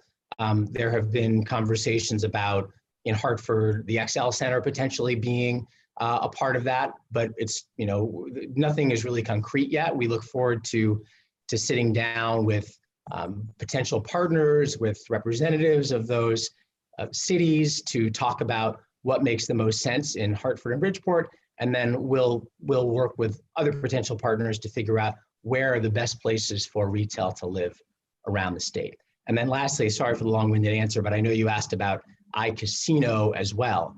And that is a different type of gaming which we don't plan to operate as Connecticut Lottery. iCasino is a part of the agreement that's being reached with the tribal nations, which would allow them to offer online casino games, things like blackjack and other table games, slots in an online setting, mobile and desktop web. And so that's something that Connecticut Lottery would not be involved in, but is something that has been legalized in many other states, and that I know the tribal casinos are interested in operating online. Well, thank you very much. It was a bit long-winded, but it was the answer I was looking for. I appreciate that. So the Bridgeport, Hartford are going to be modeled after the entertainment zones of legislation and that surfaced around in the past and never really, we never really got anywhere. Does that mean the lottery would, as a quasi, be investing into brick and mortar as a partner in these things, or would it only would the state be doing that, or would the state work in conjunction with the towns, or has any of this even been developed yet? All to be determined, Senator. I think we would look at all types of potential investment from the state, from potential private partners, from lottery, from sports betting operating partners that we may work with. I think there are a number of different partners that could potentially bring something to the table on those. So all to be determined. And then the tax implications on the sports betting, if there are 15, 13 will be located geographically, perhaps they'll be modeled after the entertainment zones I talked about. Waterbury, other cities, may be involved. But for now, to your answer, you said 13 will be geographic and 2 will be Bridgeport and Hartford. Correct. The sports betting then will only occur in those 13. So while you're doing other lottery opportunities online at convenience stores throughout the state, you're just going to be, using those venues to drive traffic to the other 15. Is that, am I understanding correctly? From a retail, a bricks and mortar perspective, yes, we would only be taking bets on sports in those 15 locations. We also would be taking sports bets online. As you know, the agreement calls for 3 online operators, both tribal casinos and lottery. So we'd be taking sports bets online, but only in person at those 15 locations. As far as what other retailers would be doing, those other retailers of our network of 2,900 retailers would be continuing in their traditional lottery operations. All right, and then the tax conversation has been around 13.75% for sports betting. That's been the number that has been discussed between the administration and the tribal casinos. Yes, that doesn't really apply to lottery per se, of course, because we give all of our profits to the state. So the taxing isn't really an issue from our point of view. So then the 13.75%, if I'm betting $100 on a sports bet, the $13.75 comes out of that original bet? That tax comes out of something called gross gaming revenue, which is essentially the revenue that the operator achieves after they have taken in bets, paid out winning bets. It's essentially that the gross revenue post bets. So that's where it comes from. It doesn't come from what you're describing, which is the handle. It comes from the gross gaming revenue. Okay. And so that 13.75%, in your view, is that less or more than what the lottery is projected to give from its participation in the sports? Because you don't have that 13.75. Are you going to separate out the economics of just simply sports betting to see what the gross is? You must have an accounting for each of the games. Yes, so we'll account for sports betting separately than we account for the rest of our operations. And we will, as we do in our traditional lottery games, hand over all of our gross gaming revenue to the state, post whatever expenses we may have. To your question about projections, we've developed models which were used by the administration to model out what we thought the market would look like with lottery as an operator versus not as an operator.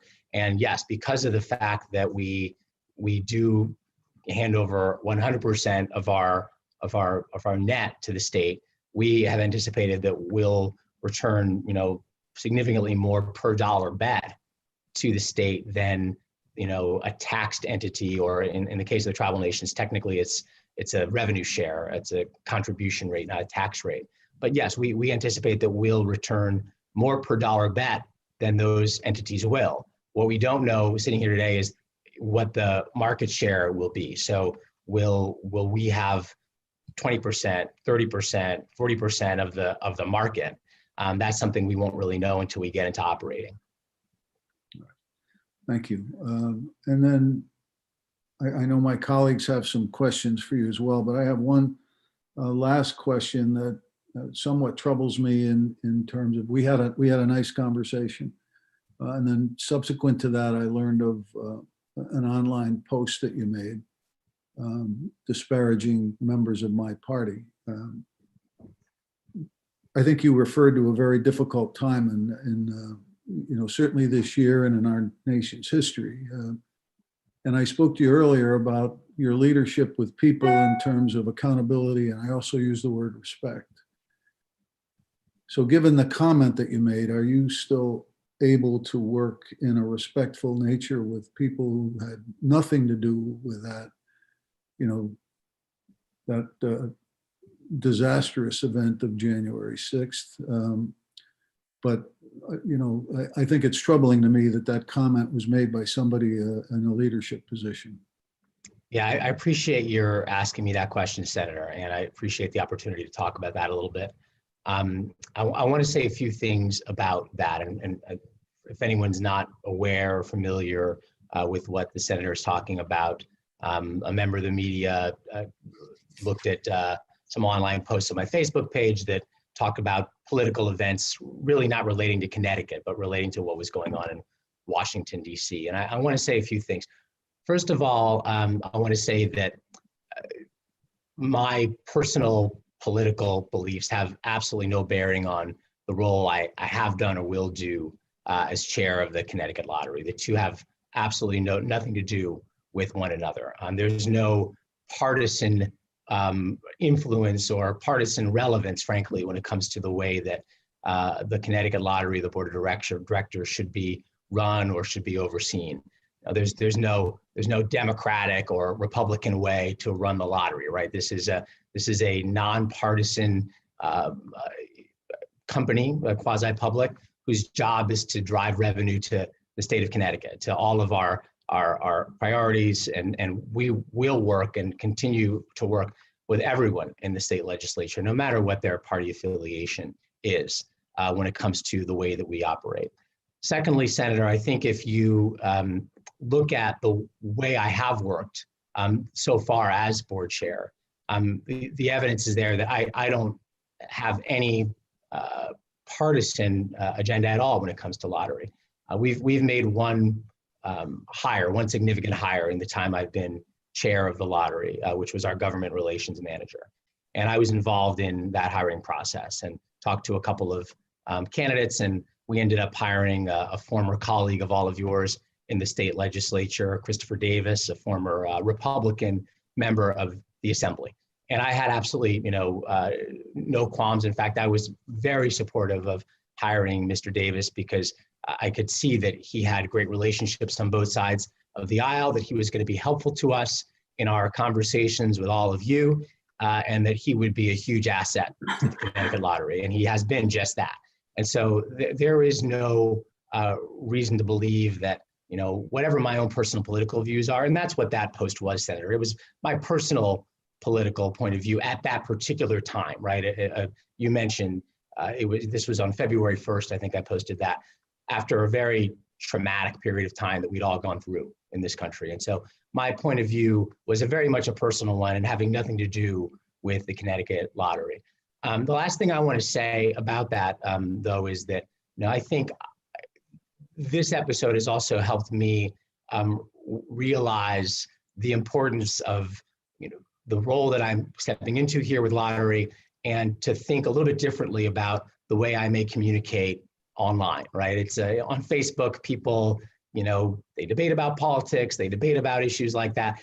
I will sometimes start debates like that because I'm interested in different people's points of view on political matters. And a lot of time people change my mind when it comes to things like that. I posted that comment and had a number of Republican friends of mine reach out to me and had conversations about their feelings as Republicans after everything that happened. And I actually came to think a lot differently about that issue than I did the day I posted that. I have a different point of view on it and party membership and what that means than I did when I first posted that. So people have actually changed my mind and made me think differently about it.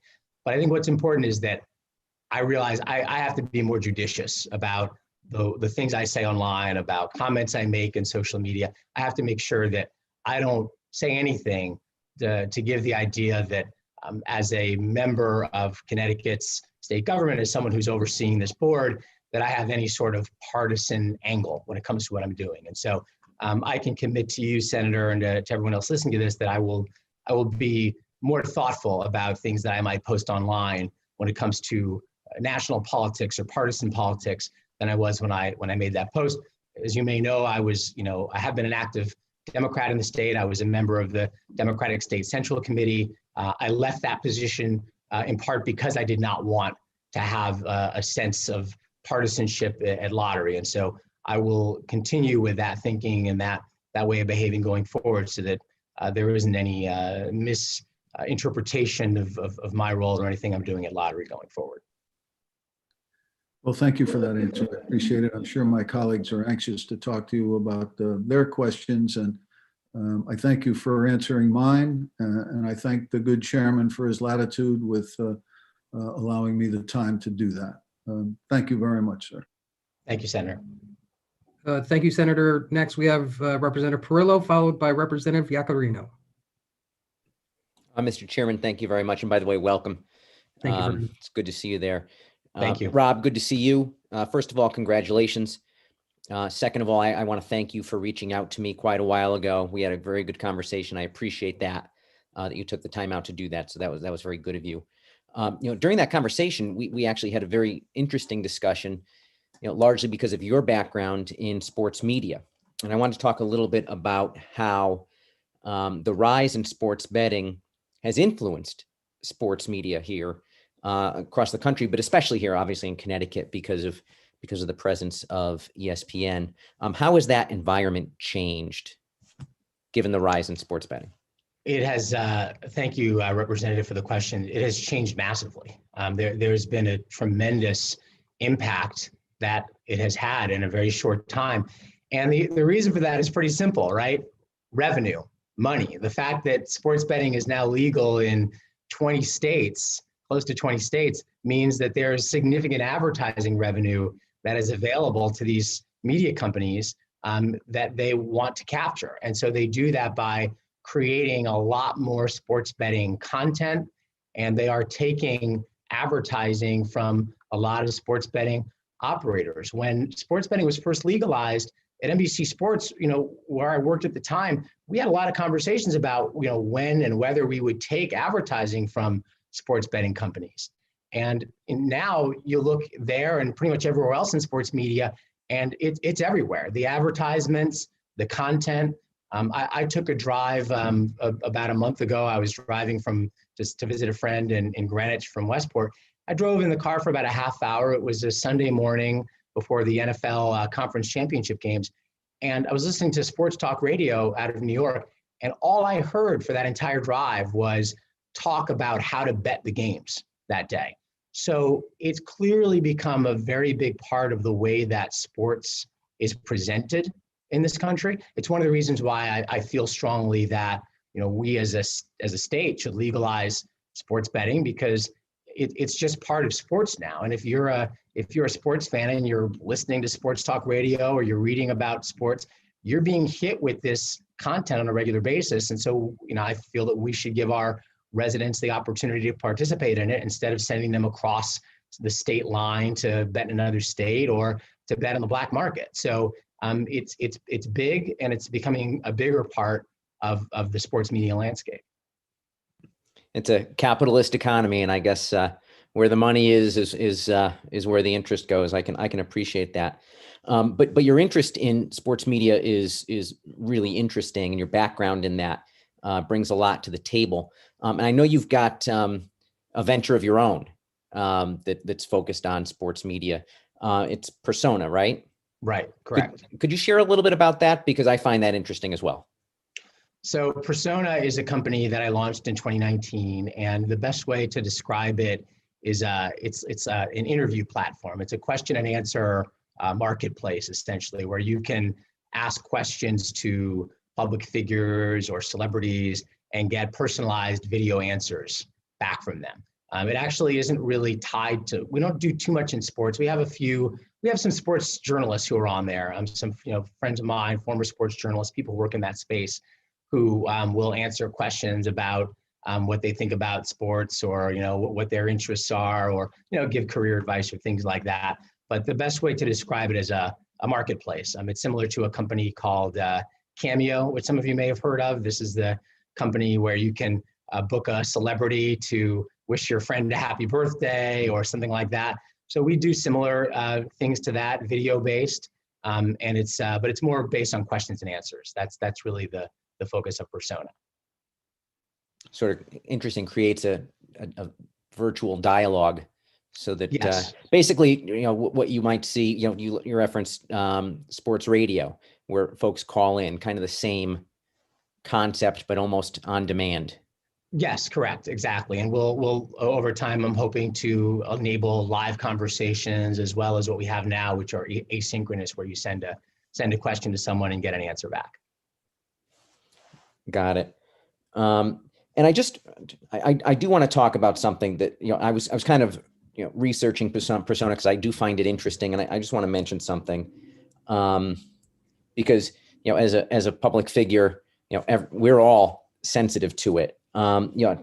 Your bio on the Persona website, obviously references your background in sports media with ESPN, NBC Sports. It references that you're chairman of the Connecticut Lottery Corp. I will say this, though. It then goes on to say that, Rob will answer your questions about the sports media industry, give career advice, and of course, talk about Persona. And then it gives an opportunity. You can click a button and ask a question for 99 cents. And that's the concept. I understand that.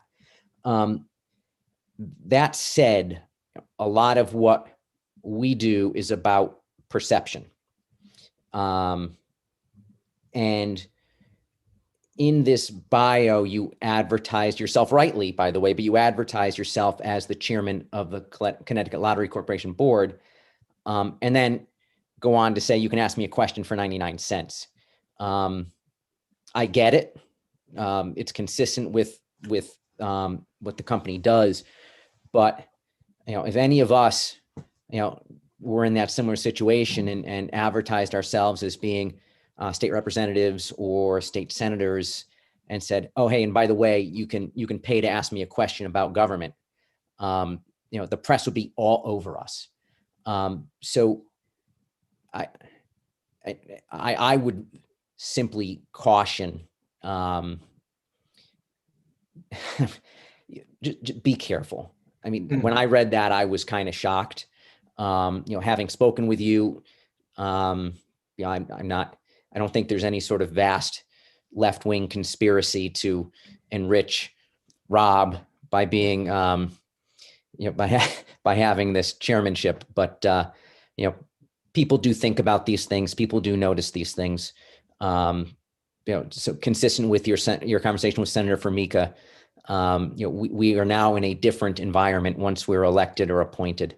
So just, be careful. Thank you. And I'll give up my time. I know other folks have other questions. Well, no, thank you for that comment, and I'll make a brief response to that. It's interesting, the fact that my bio on the platform references that is, I think, just something that was sort of cut and paste, right? Taken from my overall bio and put on there. There's no connection at all. In fact, now that you mentioned that, I don't think I'd even really realized that. So I'm actually going to remove that line from my bio on the platform as soon as I get off of this conference, frankly, because it really shouldn't be there. There's really no connection between the two. And the 99 cents is actually only there because we haven't yet developed or built free as an option. I'm actually asking my developers to put in a completely free option for people who do want to be on the platform and not ask for any revenue for doing so. Partly, in fact, Representative Carrillo, because I am hoping to be able to attract public figures who are office holders onto the platform. I would love to have someone like you or others be able to communicate with your constituents through this platform. And I recognize that we really can't do that as long as there's sort of a price tag to it, right? So we're actually in the midst of developing a free option to allow that to be done for nothing. And so 99 cents was the lowest amount that the Apple App Store will allow you to choose. Like that's literally as low as I could choose. So that's why it's 99 cents. But we'll work on doing that so that, both for me, if I stay on the platform as a contributor, and anyone else who's a public servant who wants to use the platform, that they can do it without charging anything. Because I think that's a point. I thought about it a lot in terms of getting elected officials on the platform.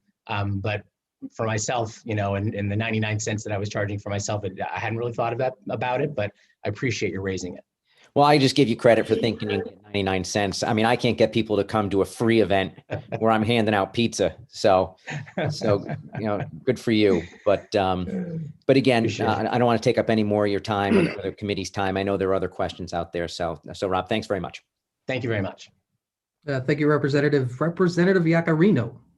Thank you, Mr. Chair. And congratulations, by the way. Thank you very much. I lived in the South End of Hartford for 3 years. I think we spoke about this. We've spoken plenty of times. Love it every single. Well, thank you. So I'd like to congratulate Rob. I have a couple of questions. Yes, thank you. Yes, appreciate absolutely. it. Thank you. So congratulations. You mentioned the past problems, and I know I was aware of past problems at the lottery court with personal relations as far as lawsuits, and you said those were corrected. Is that correct? You said those were all corrected since you've been chair? Corrected? Well, are there? No, go ahead. No, I think that there's still some litigation going on, right? So there's still some ongoing litigation that I inherited when I joined the board. One of which was settled soon after I joined the board, but one of which is still ongoing. So there is still litigation. There will still be events that take place during that litigation that you may hear about. We're of course anxious to move past that as well, but it's a process of litigation, and so you know how that goes. When you say move past it, that's my concern. So to me, it seems like there's a cultural problem, because as a legislator, I've had many complaints in the past with people that work at the lottery court of either mistreatment or misgivings. Is the culture going to be changed? Because it seems like there's a cultural problem to me. So, Representative, I think that the culture has already changed, or certainly is along the process of changing.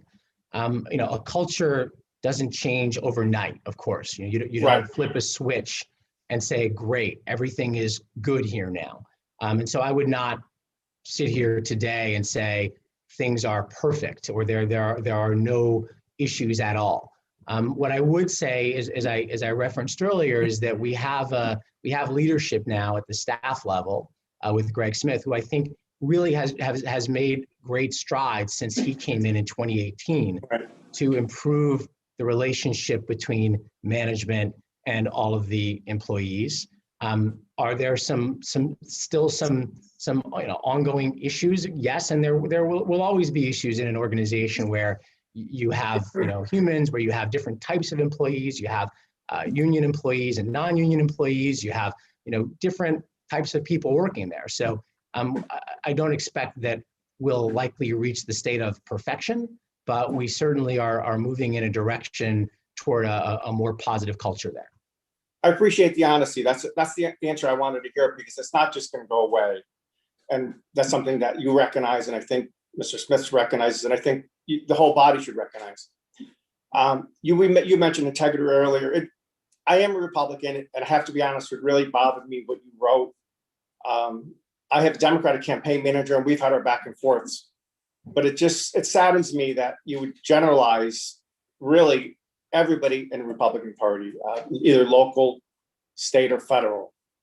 And I think that's the problem in our country right now. It's so divisive in Washington, but here in Connecticut, we all live together.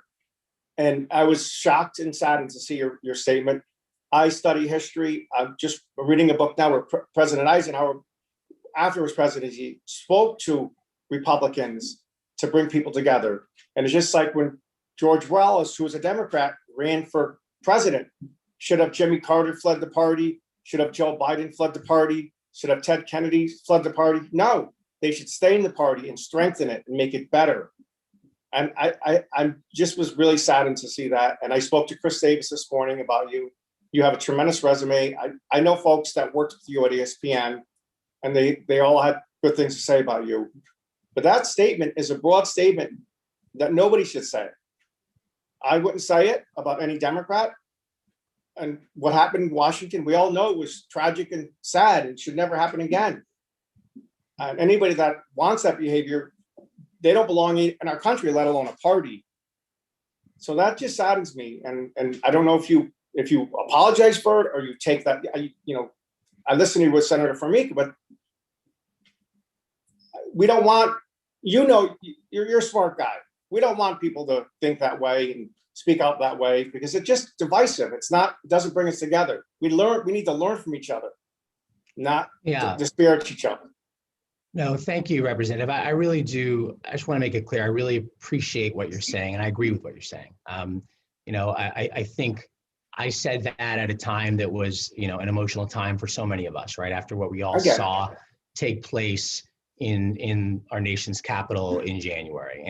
And so I think that statement came from that place, right? And not from a place of, thinking by any means that, all Republicans are bad or anything like that. I want to make it as clear as I possibly can that is not my point of view on it. And as I said, when I post things like that, what I really want to do is start a conversation, and that conversation really led me to change my point of view on that. I really don't agree with that statement that is put out there. I think we have a country that has two parties, right?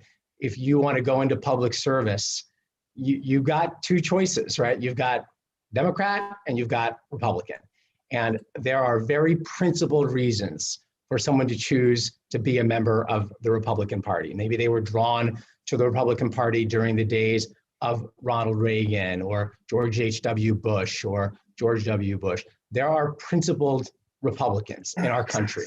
There are people who are doing the right thing in Washington as Republicans. If you followed my Facebook feed in more depth, you would see that there are comments on there that, frankly, some Democrats would occasionally disagree with, right? I have spoken out and said, hey, people like Liz Cheney and people like Ben Sass are heroes. I talked about, Mike Pence and what he did. So I have spoken at length about what I think is the most important thing, which is that we do need to come together. And so I think that comment was certainly not my best on Facebook. I try to speak thoughtfully and I try to speak in a unifying way. I didn't do it in that case. And I do regret that, but I think that I will be much more mindful of the message that anything I post online or on social media gives now that I'm coming into this new part of this new chapter personally, which is being involved in state government. So I appreciate that. And again, I certainly regret any bad feelings that generated on behalf of you or any of your colleagues. I had posted something a couple days later about, I didn't mention anybody, but we're United States of America. We should not be divided. And that was a divisive moment. And I was attacked on both right and left. The fact is, I tried to give a unifying message. And I would just hope going forward, listen, we're all imperfect, but we need to be united, not divided. And I'm inspired by my dad who's passed, who's a Democrat, but loved Franklin Roosevelt, Theodore Roosevelt, and Abraham Lincoln. That's my, or just being a good person. It doesn't matter if you're Democrat or Republican, just doing the right thing. So that's all I have to say. I just hope you, maybe because I'm older than you a little, think what you say and be careful. And social media is dangerous in some cases. And thank you. You have anything to? No, I appreciate that. I actually saw the commentary representative that you put out on your Facebook page soon after what happened. Yes, and I thought it was excellent. I thought your comment was excellent. So I do think that you spoke about things the right way. And if you look at some of the other things I've posted on social media, I never have. Yeah, I invite you to, right? Because I think if you do, you'll see that by and large, that's really the tenor of what I say. I remember speaking out during the period when former President Trump had COVID, right? And I talked about how I was praying for him, right? I was praying for him as the leader of our nation to recover, to continue to lead us. I've spoken out many times about what I felt were the values that we all have to share, right? As Americans, and that really is my belief. I know that that's the way that our governor and others, our other state leaders have operated, and so I do believe that that's the way public servants, including people like me, or just here as volunteers, right? Signing up for a volunteer assignment, not a full-time role as a member of state government. But I think what I'm learning from this episode is that even in that position, right, I need to speak in a way that reflects those values and not values that are divisive. So I really do take your comments to heart, and I appreciate it. Well, thank you. You went to great school, the home of Theodore Geisel. Yeah, he's been a topic of conversation recently as well, but that's another topic. Well, he caused a lot of havoc when he went to school there. I read his biography last year, so he was always a rebel. Yes, for better, for worse. But thank you, and Dr. Seuss for those who don't know. Yes, thank you very much, Representative. Appreciate it. Yeah, tomorrow's. Thank you, Representative Yacarino. Next is, thank you, Representative Concepcion, for pinch hitting there for a little bit. Appreciate it. Representative Kennedy. Okay. Yeah. Yep. Thank you, Mr. Everyone needs to be on mute. Thank you. Hold on, it's me. Chairman, let me just move away from my desk. I am at work today. Rob, thank you so much for being here.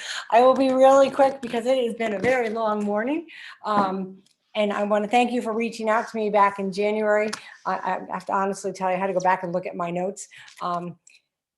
And to the social media piece, I will say, if you don't like Snoopy, I'm in big trouble because Snoopy is all over my Facebook page. So, but I'm just for clarification, this is a volunteer position that you're going to be going into, correct? That's correct. Yes. Okay.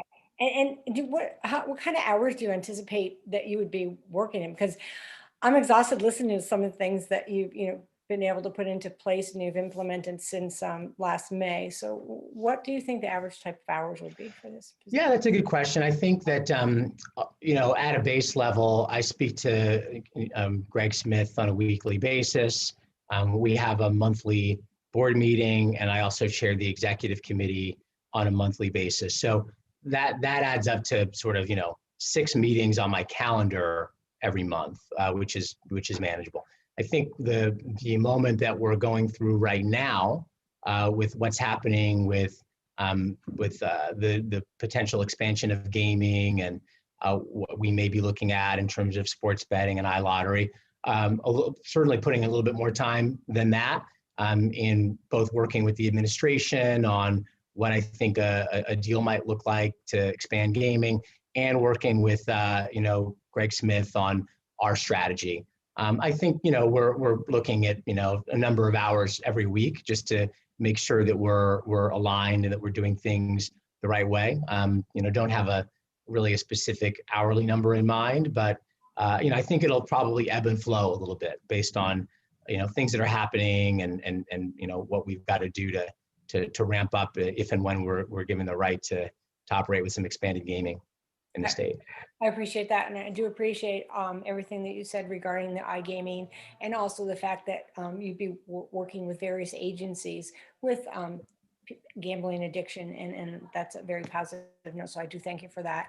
That's all my questions. Thanks for being here. Thanks for spending all morning and early afternoon with us. Thank you, Chairman Duff and Chairman Concepcion. Thank you, Representative Kennedy. Thank you, Representative Kennedy. Thanks, Rob, for being here. Are there any other questions from members of the committee? Any other questions from members of the committee? Okay, seeing none. Before we let you go, Rob, just real quick, there's one thing we ask everybody. Is there anything in your past believe might prove to be embarrassing to the committee, to the governor of the state of Connecticut? No, there is not. And all social media comments that we've discussed today, I'll try to make sure that that is not the case in the future as well. Thank you. All right. Thank you.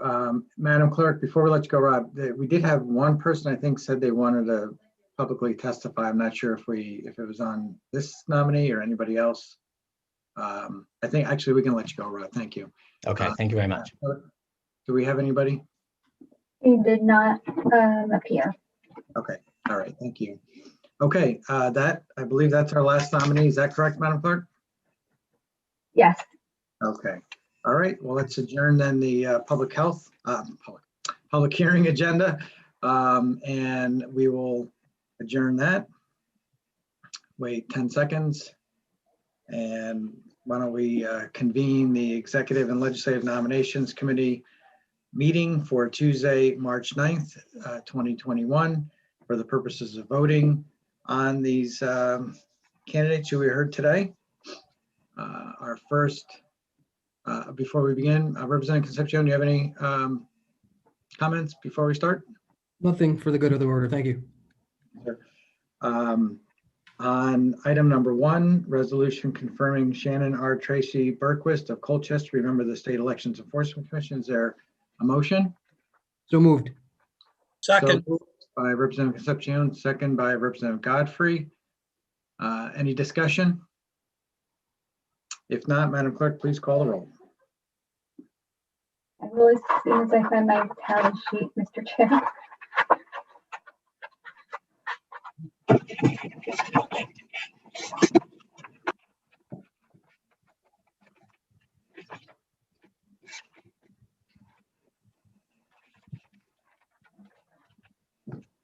Oh, Representative Kennedy, do you have a question?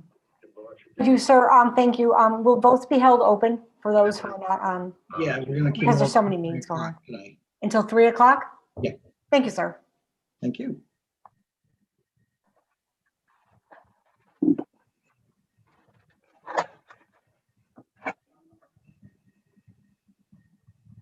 Senator Duff, Senator Duff votes yes. Representative Concepcion, Representative Concepcion votes yes. Senator Looney. Senator Looney votes yes. Sorry, I didn't get you on camera. These Could you just repeat?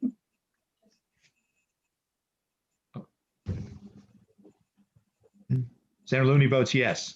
Thank you. Representative Quinn.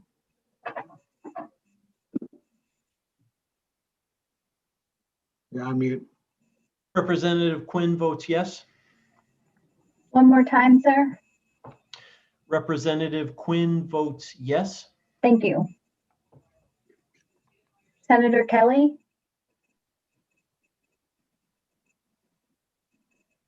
Representative Kennedy. Representative Kennedy votes yes. Representative D'Agostino. Senator Fonfara. Senator Formica. Formica votes yes. Representative Godfrey. Representative Godfrey votes yes. Senator Hartley. Senator Kushner. Senator Moore. Representative Perillo.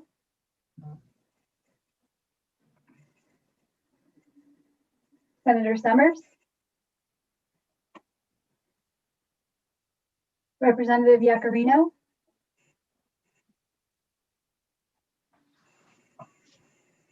Representative Vargas. Representative Vargas votes yes. Memory is full.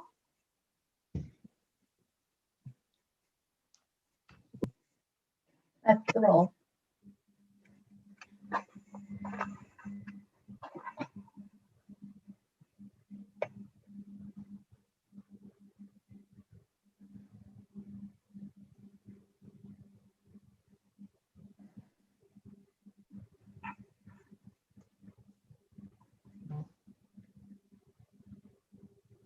We have everybody, Madam Clerk? Yes. Okay, thank you. We're gonna hold the votes open till 3 o'clock.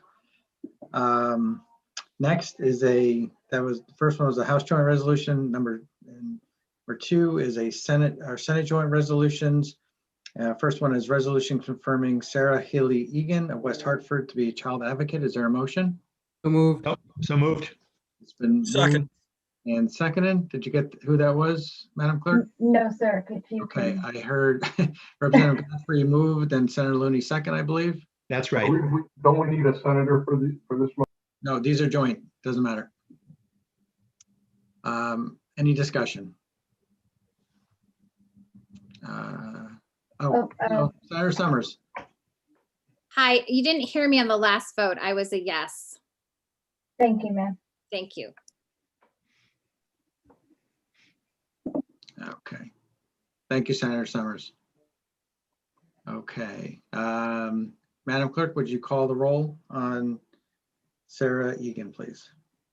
Senator Duff. Senator Duff votes yes. Representative Concepcion. Representative Concepcion votes yes. Senator Looney. Senator Looney votes yes. Sorry, Senator, too quick. I need to see you on camera. All right. Senator Looney votes yes. Thank you. Representative Quinn. Representative Quinn votes yes. Senator Kelly. Representative Kennedy. Representative Kennedy votes yes. Representative D'Agostino. Senator Fonfara. Senator Formica. Formica votes yes. Representative Godfrey. Representative Godfrey votes yes. Senator Hartley. Senator Kushner. Senator Moore. Representative Perillo. Senator Summers. Senator Summers votes yes. Representative Yacarino.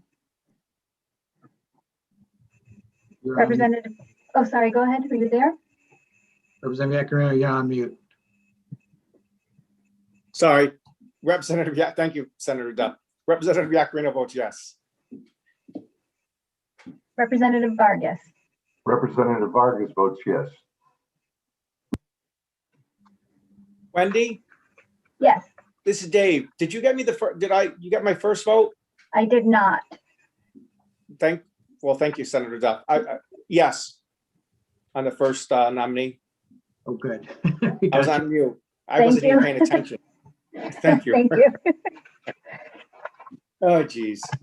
We'll all do it. Don't worry about it. The curse of Zoom. Okay. Next, resolution confirming Andrea B. Dennis Levine, Dr. Levine, Dennis Levine of Simsbury to be a member of the board for the University of Connecticut. Is there a motion? Move. Second. Moved by Representative Vargas and second, Representative Yakarino. Did you second that? Second. Yep. Okay. Second by Representative Yakarino. Any discussion? Okay, Madam Clerk, please call the roll. Senator Duff.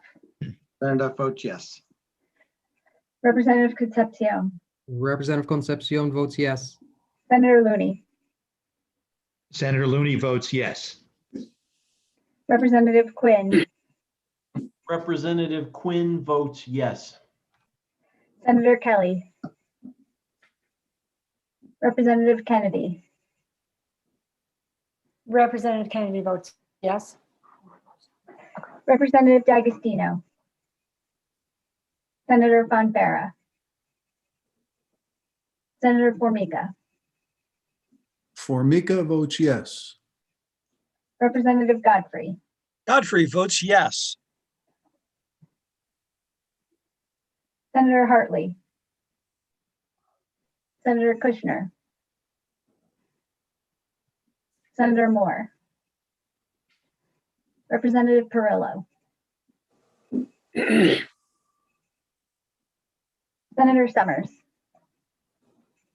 Senator Summers votes yes. Representative Yakarino. Representative Yakarino votes yes.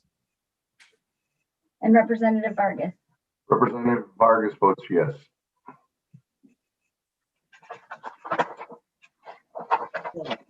Thank you all. Next is the resolution confirming Kevin O'Connor of Greenwich to be a member of the Board of Directors for the University of Connecticut. Is there a motion? So moved, Mr. Chairman. Moved by Representative Kennedy. Is there a second? Second. Second by Representative Godfrey. Any discussion? If not, Madam Clerk, please call the roll. Senator Duff. Senator Duff votes yes. Concepcion. Representative Concepcion votes yes. Senator Looney. Senator Looney votes yes. Representative Quinn. Representative Quinn votes yes. Senator Kelly. Representative Kennedy. Representative Kennedy votes yes. Representative D'Agostino. Senator Fonfara. Senator Formica. Formica votes yes. Representative Godfrey. Representative Godfrey votes yes. Senator Hartley. Senator Kushner. Senator Moore. Representative Perillo. Senator Summers. Hold on. Senator Summers votes yes. Representative Yakarino. Yakarino votes yes. Representative Vargas. Representative Vargas votes yes. Okay, thank you, Madam Clerk. Next is a resolution confirming Robert Namnam of Campton to be a member of the Education Arbitration Board. Senator Duff. Oops, sorry. Is there a Jumped the motion? gun. So move. Second. Second by Representative Vargas. And is there any conversation or discussion? No? Okay, Madam Clerk, please call the roll. Now you can call the roll. Senator Duff. Senator Duff votes yes. Representative Concepcion. Representative Concepcion votes yes. Senator Looney. Senator Looney votes yes. Representative Quinn. Representative Quinn votes yes. Senator Kelly. Representative Kennedy. Representative Kennedy votes yes. Representative D'Agostino. Senator Fonfara. Senator Formica. Formica votes yes. Representative Godfrey. Representative Godfrey votes yes. Senator Hartley. Senator Kushner. Senator Moore. Representative Perillo. Senator Summers. Senator Summers votes yes. Representative Yakarino. Yakarino votes yes. Too quick. One more Oh. time, please. Yakarino votes yes. Thank you. Trying to go back and Representative forth. Vargas. Representative Vargas votes yes. Madam Clerk, and next is a resolution confirming Robert T. Similjar, the second of Westport, to be member and chairperson of the Board of Directors of the Connecticut State Lottery Corporation. Is there a motion? So moved. So move. Second. Okay, I have no idea who just said that, so I'm going to say Representative Concepcion nominated and Senator Looney seconded. Are you guys okay with that? Sure. Ever. Madam Clerk, any discussion at all? I have discussion. Yes, Senator Formica. Thank you very much, Mr. Chairman. The disappointment that I had over this nominee's conversation in social media, I thought I expressed my disappointment with him. He seemed to answer, and he did express regret. Was a little short of an apology to the rest of the Republicans here. But I think that he's an admirable candidate and he addressed the issue. So that aside, I will support the nominee at this point. Thank you, Mr. Chairman. Thank you, Senator. Is there any other discussion? Mr. Chair, Representative Yakarino. I'd like to, say a few words. I appreciate your indulgence. I was a definite no before speaking to Rob, and because I personally don't like what he said, and I think it was inflammatory, it doesn't mean I should vote against somebody that I think will do a good job. He seems like he was, remorseful, but at the end of the day, we're here not for our feelings, but to do what's best for our state of Connecticut. Although, like I said, I don't think what he said was appropriate. I think none of us should ever speak that way or act that way. I'm going to support him because I believe he'll do a good job. But hopefully we can have a further conversation, Robin and myself, in the future. And I think that's what we're all here for, to learn from each other and make Connecticut a better place. So I plan on supporting him, but I'm also going to follow what's going on. And, I appreciate the conversation and I appreciate the indulgence. But I think we should all remember as legislators that we're here to help people, no matter if you like something or not, it's what's best for the state and best for the country. So thank you. Thank you, Representative. Any other comments? Seeing none, Madam Clerk, please call the roll. Senator Duff. Senator Duff votes yes. Representative Concepcion. Representative Concepcion votes yes. Senator Looney. Senator Looney votes yes. Representative Quinn. Representative Quinn votes yes. Senator Kelly. Representative Kennedy. Representative Kennedy votes yes. Representative D'Agostino. Senator Fonfara. Senator Formica. Senator Formica votes yes. Representative Godfrey. Representative Godfrey votes yes. Senator Hartley. Senator Kushner. Senator Moore. Representative Perillo. Senator Summers. Senator Fonfara. Hi there, Wendy. I vote yes. Senator Summers.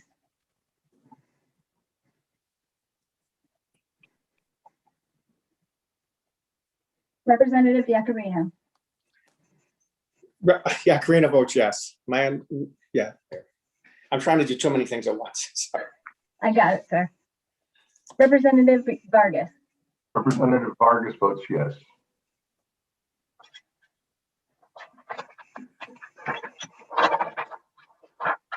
Okay, well, thank you, everybody. Madam Clerk, what's the time and date of our next meeting?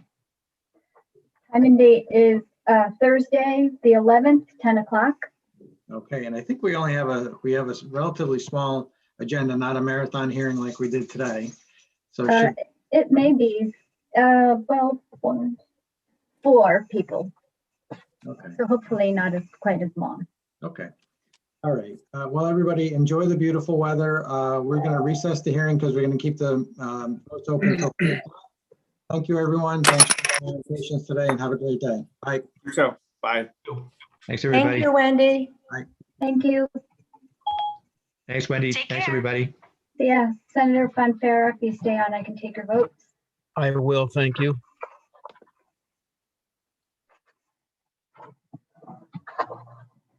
We have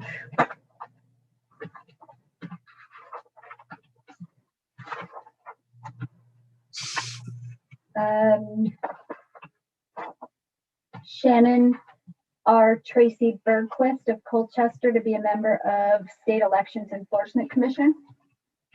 Senator Fonfara votes yes.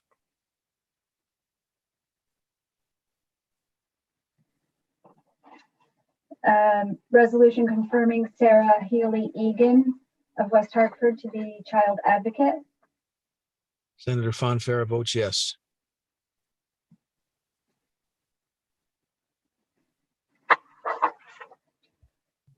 Dr. Andrea Dennis Levine of Bloomfield to be a Yukon member of the Yukon Board of Directors. If I could vote twice, yes, I would. But since I can only vote once, Senator Fonfara votes yes.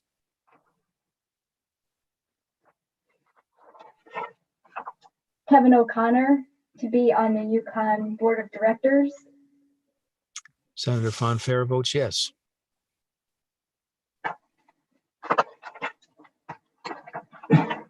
Robert Namnoon to be on the Education Arbitration Board. Senator Fonfara votes yes. And you did the last one. Thank you so much. Nice to see you, Wendy. You too. Is that where you are now? This is where I am now. You never know where I may pop up.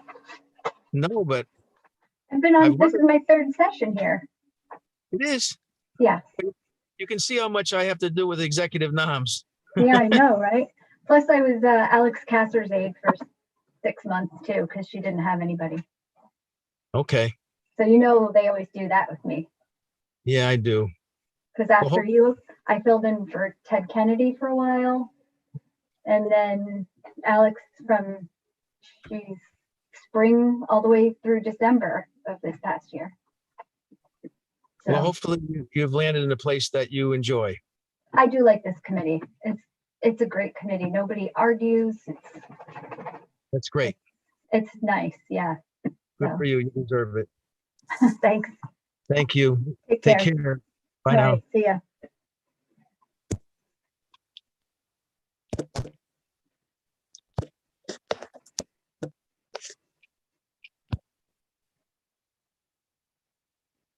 Senator Kushner, are you on?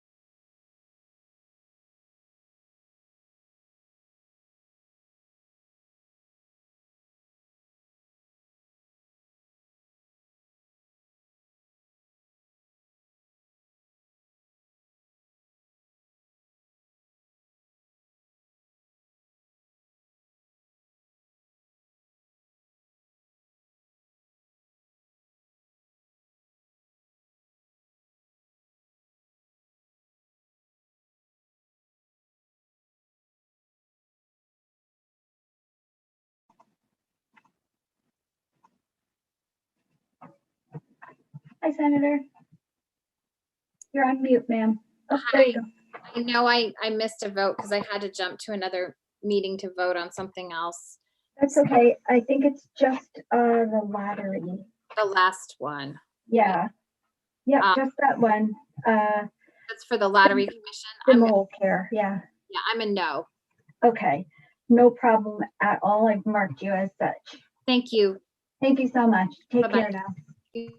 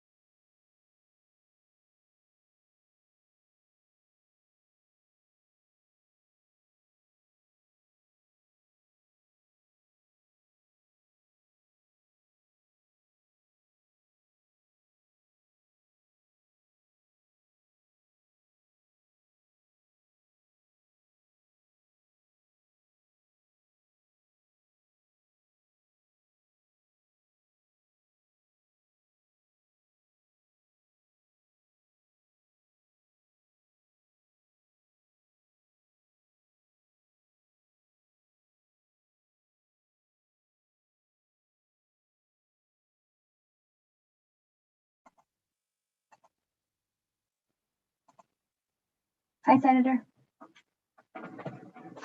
You're on mute, ma'am. Sorry. I did the same thing. I was talking to you. You couldn't hear me either, so. How you doing? Okay, how about you? I know you've got a million things going on.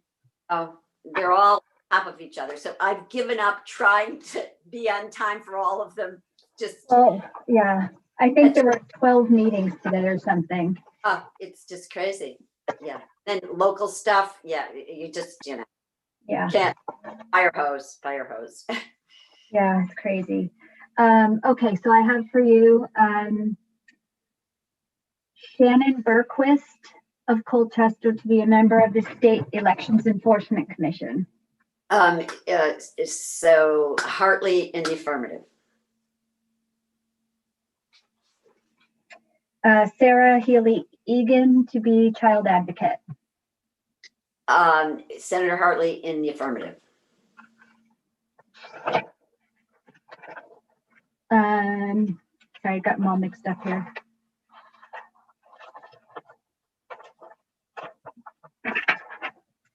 Dr. Andrea Dennis Levine of Simsbury to be a member of the Board of Directors for UConn. Is that a re-up? Yes, she and Kevin O'Connor and Sarah Healy Egan were the three that got caught on the Senate calendar last year. So they went through their hearing but never got confirmed. I think that Sarah Healy was a reappointment anyway. But the other two were not? Right, the other two were not. Okay, so Hartley in the affirmative.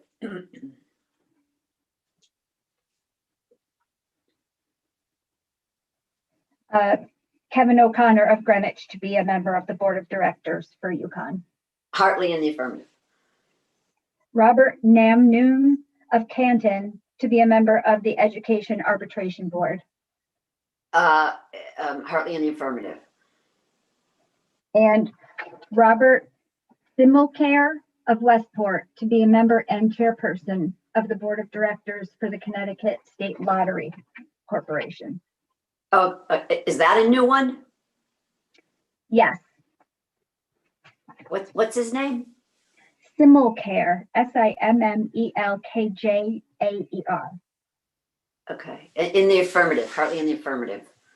Great, that's it. Thank you so much. Okay, thanks a lot, Wendy. Stay safe. Okay. You too. Take care. Try to stay calm. Okay, bye.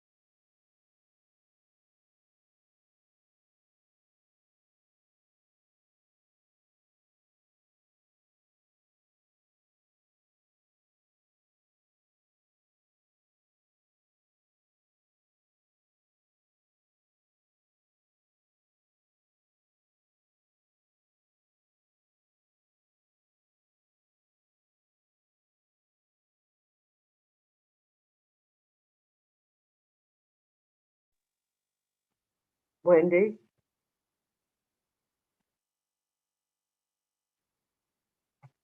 I'm here. Do you want me to vote? Yes, ma'am. I have for you Shannon Tracy Berquist to be a member of State Elections Enforcement Commission. Marilyn Moore votes yes. Sarah Healy Egan, Child Advocate. Marilyn Moore votes yes. Dr. Andrea Dennis Levine for Yukon Board of Directors. Marilyn Moore votes yes.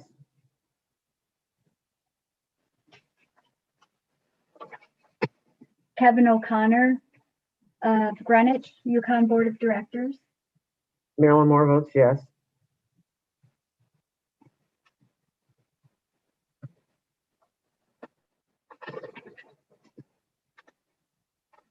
Robert Namnoon, Education Arbitration Board. Marilyn Moore votes yes.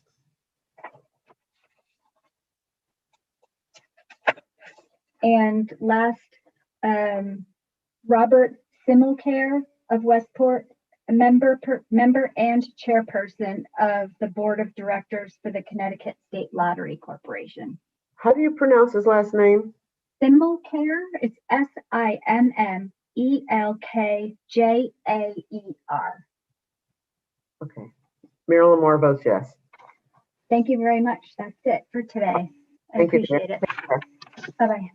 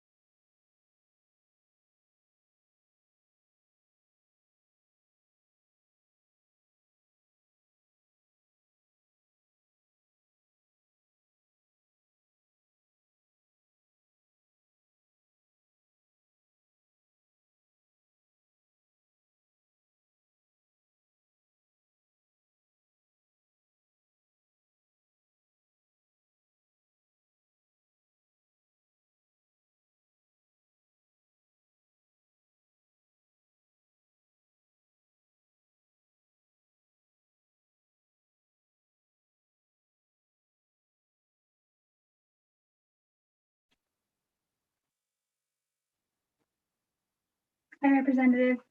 Hi, Wendy. How are you? I'm well, thanks. I thought you were on there for sure when I was taking the roll. I was, and then I had a public hearing for another committee. You know how it goes. I do. I think there are 12 or so going on today. Busy So, day. yeah. So I have for you Shannon Bergquist for state elections Okay, enforcement. I'm going to abstain. Okay. Let me just make sure I have these in the right order. Sorry about that.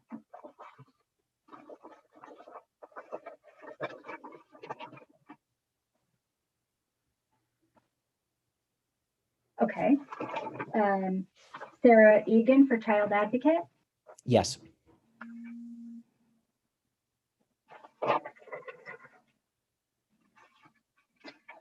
Dr. Andrea Dennis Levine for Yukon Board of Directors. Yes.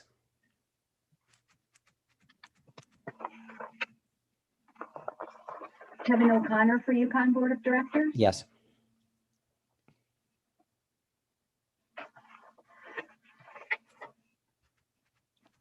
Robert Namnoon for Education Arbitration Board. Yes. And Robert Simmelfair for lottery member and chair. No. Thank you so much. Thanks. really I appreciate it, Wendy. Take care now. You too. Goodbye.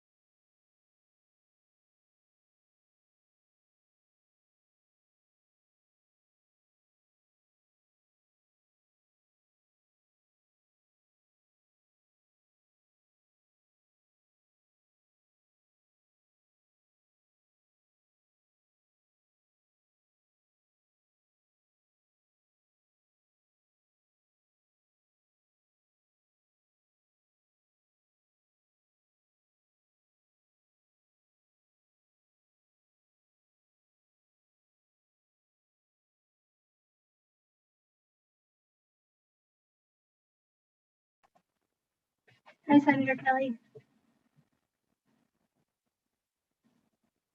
You're muted, sir.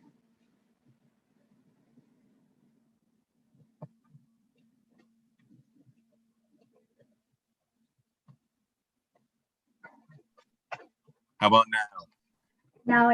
Now I can see and hear you. Wonderful. Perfect. Okay, I'll do this quick just in case we lose Wi-Fi or something. I have Shannon Bergquist of Colchester to be a member of the State Elections Enforcement Commission.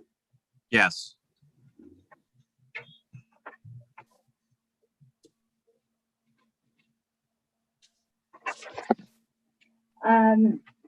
Sarah Healy Egan to be the child advocate. Senator Kelly votes yes. Dr. Andrea Dennis Levine to be on the Yukon Board of Directors. Senator Kelly votes yes. Kevin O'Connor to be on the Yukon Board of Directors. Senator Kelly votes yes. Robert Namnoon to be on the Education Arbitration Board. Senator Kelly votes yes. Here's the big one. Robert Simulcare to be a member and chair of the Connecticut Lottery Corporation. Senator Kelly votes no. Okay, thank you so much, sir. Have a good day. Thank you. Take care. Bye-bye now. Bye.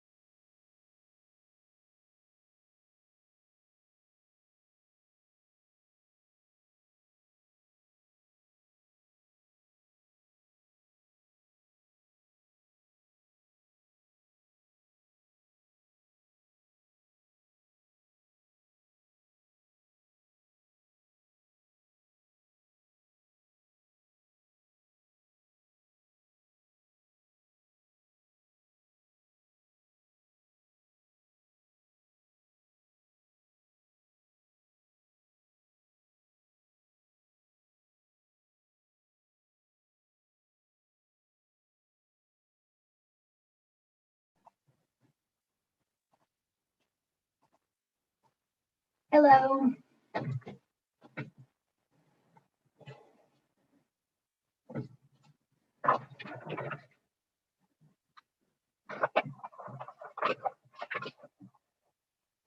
I have for you 5 votes. Okay. Can you hear me? Can't hear you. Okay.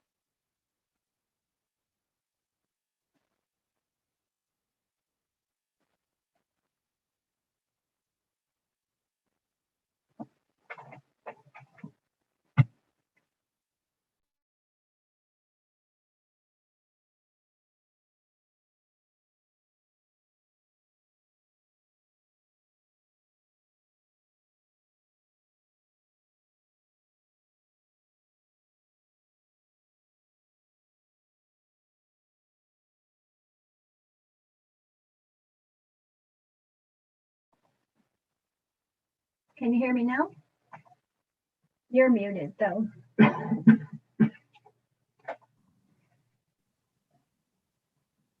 you hear me now? I can. I can't hear you. You can't? And I'm not muted. It's on my end. I just.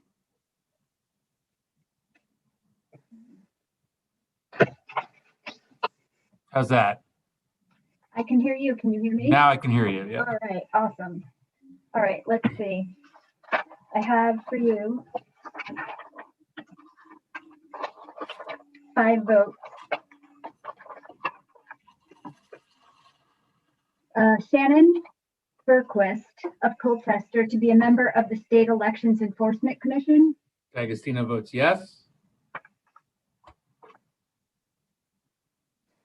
Sarah Healy Egan to be a child advocate. D'Agostino votes yes.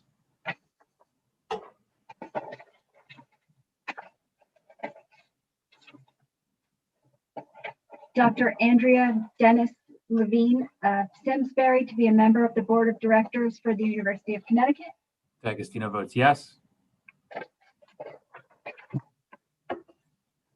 Kevin O'Connor of Greenwich to be a member of the Board of Directors for the University of Connecticut.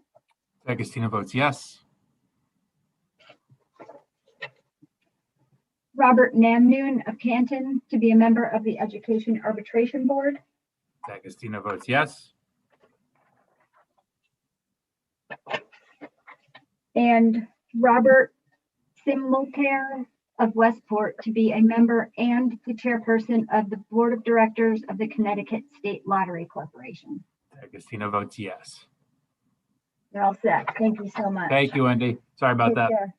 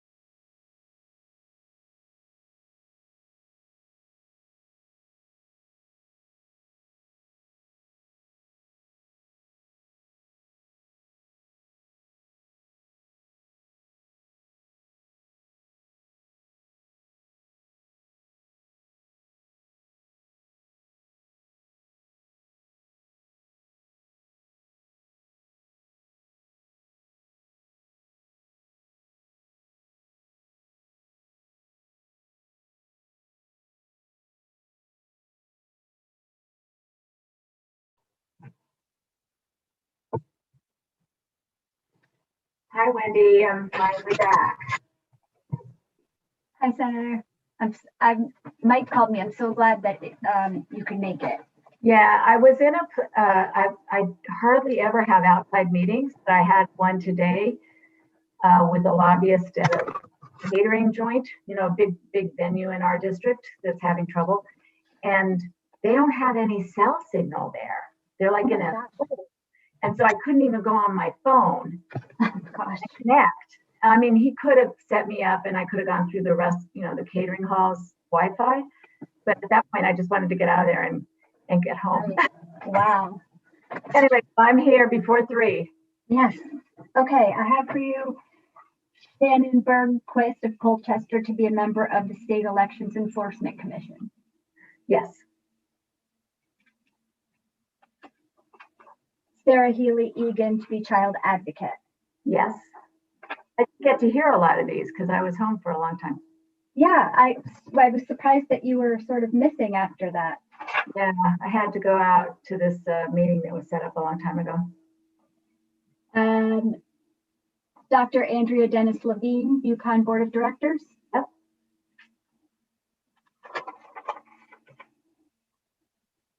Kevin O'Connor, Yukon Board of Directors. Yes. Robert Namdoon, Education Arbitration Board. Yes. And Robert Simmelpair, Lottery Board Member and Chair. Yes. And you made it in under the wire. Thank you. All set. Thank you so much. Thursday, we have a hearing Thursday too, but I'm chairing my Labor Committee public hearing all day.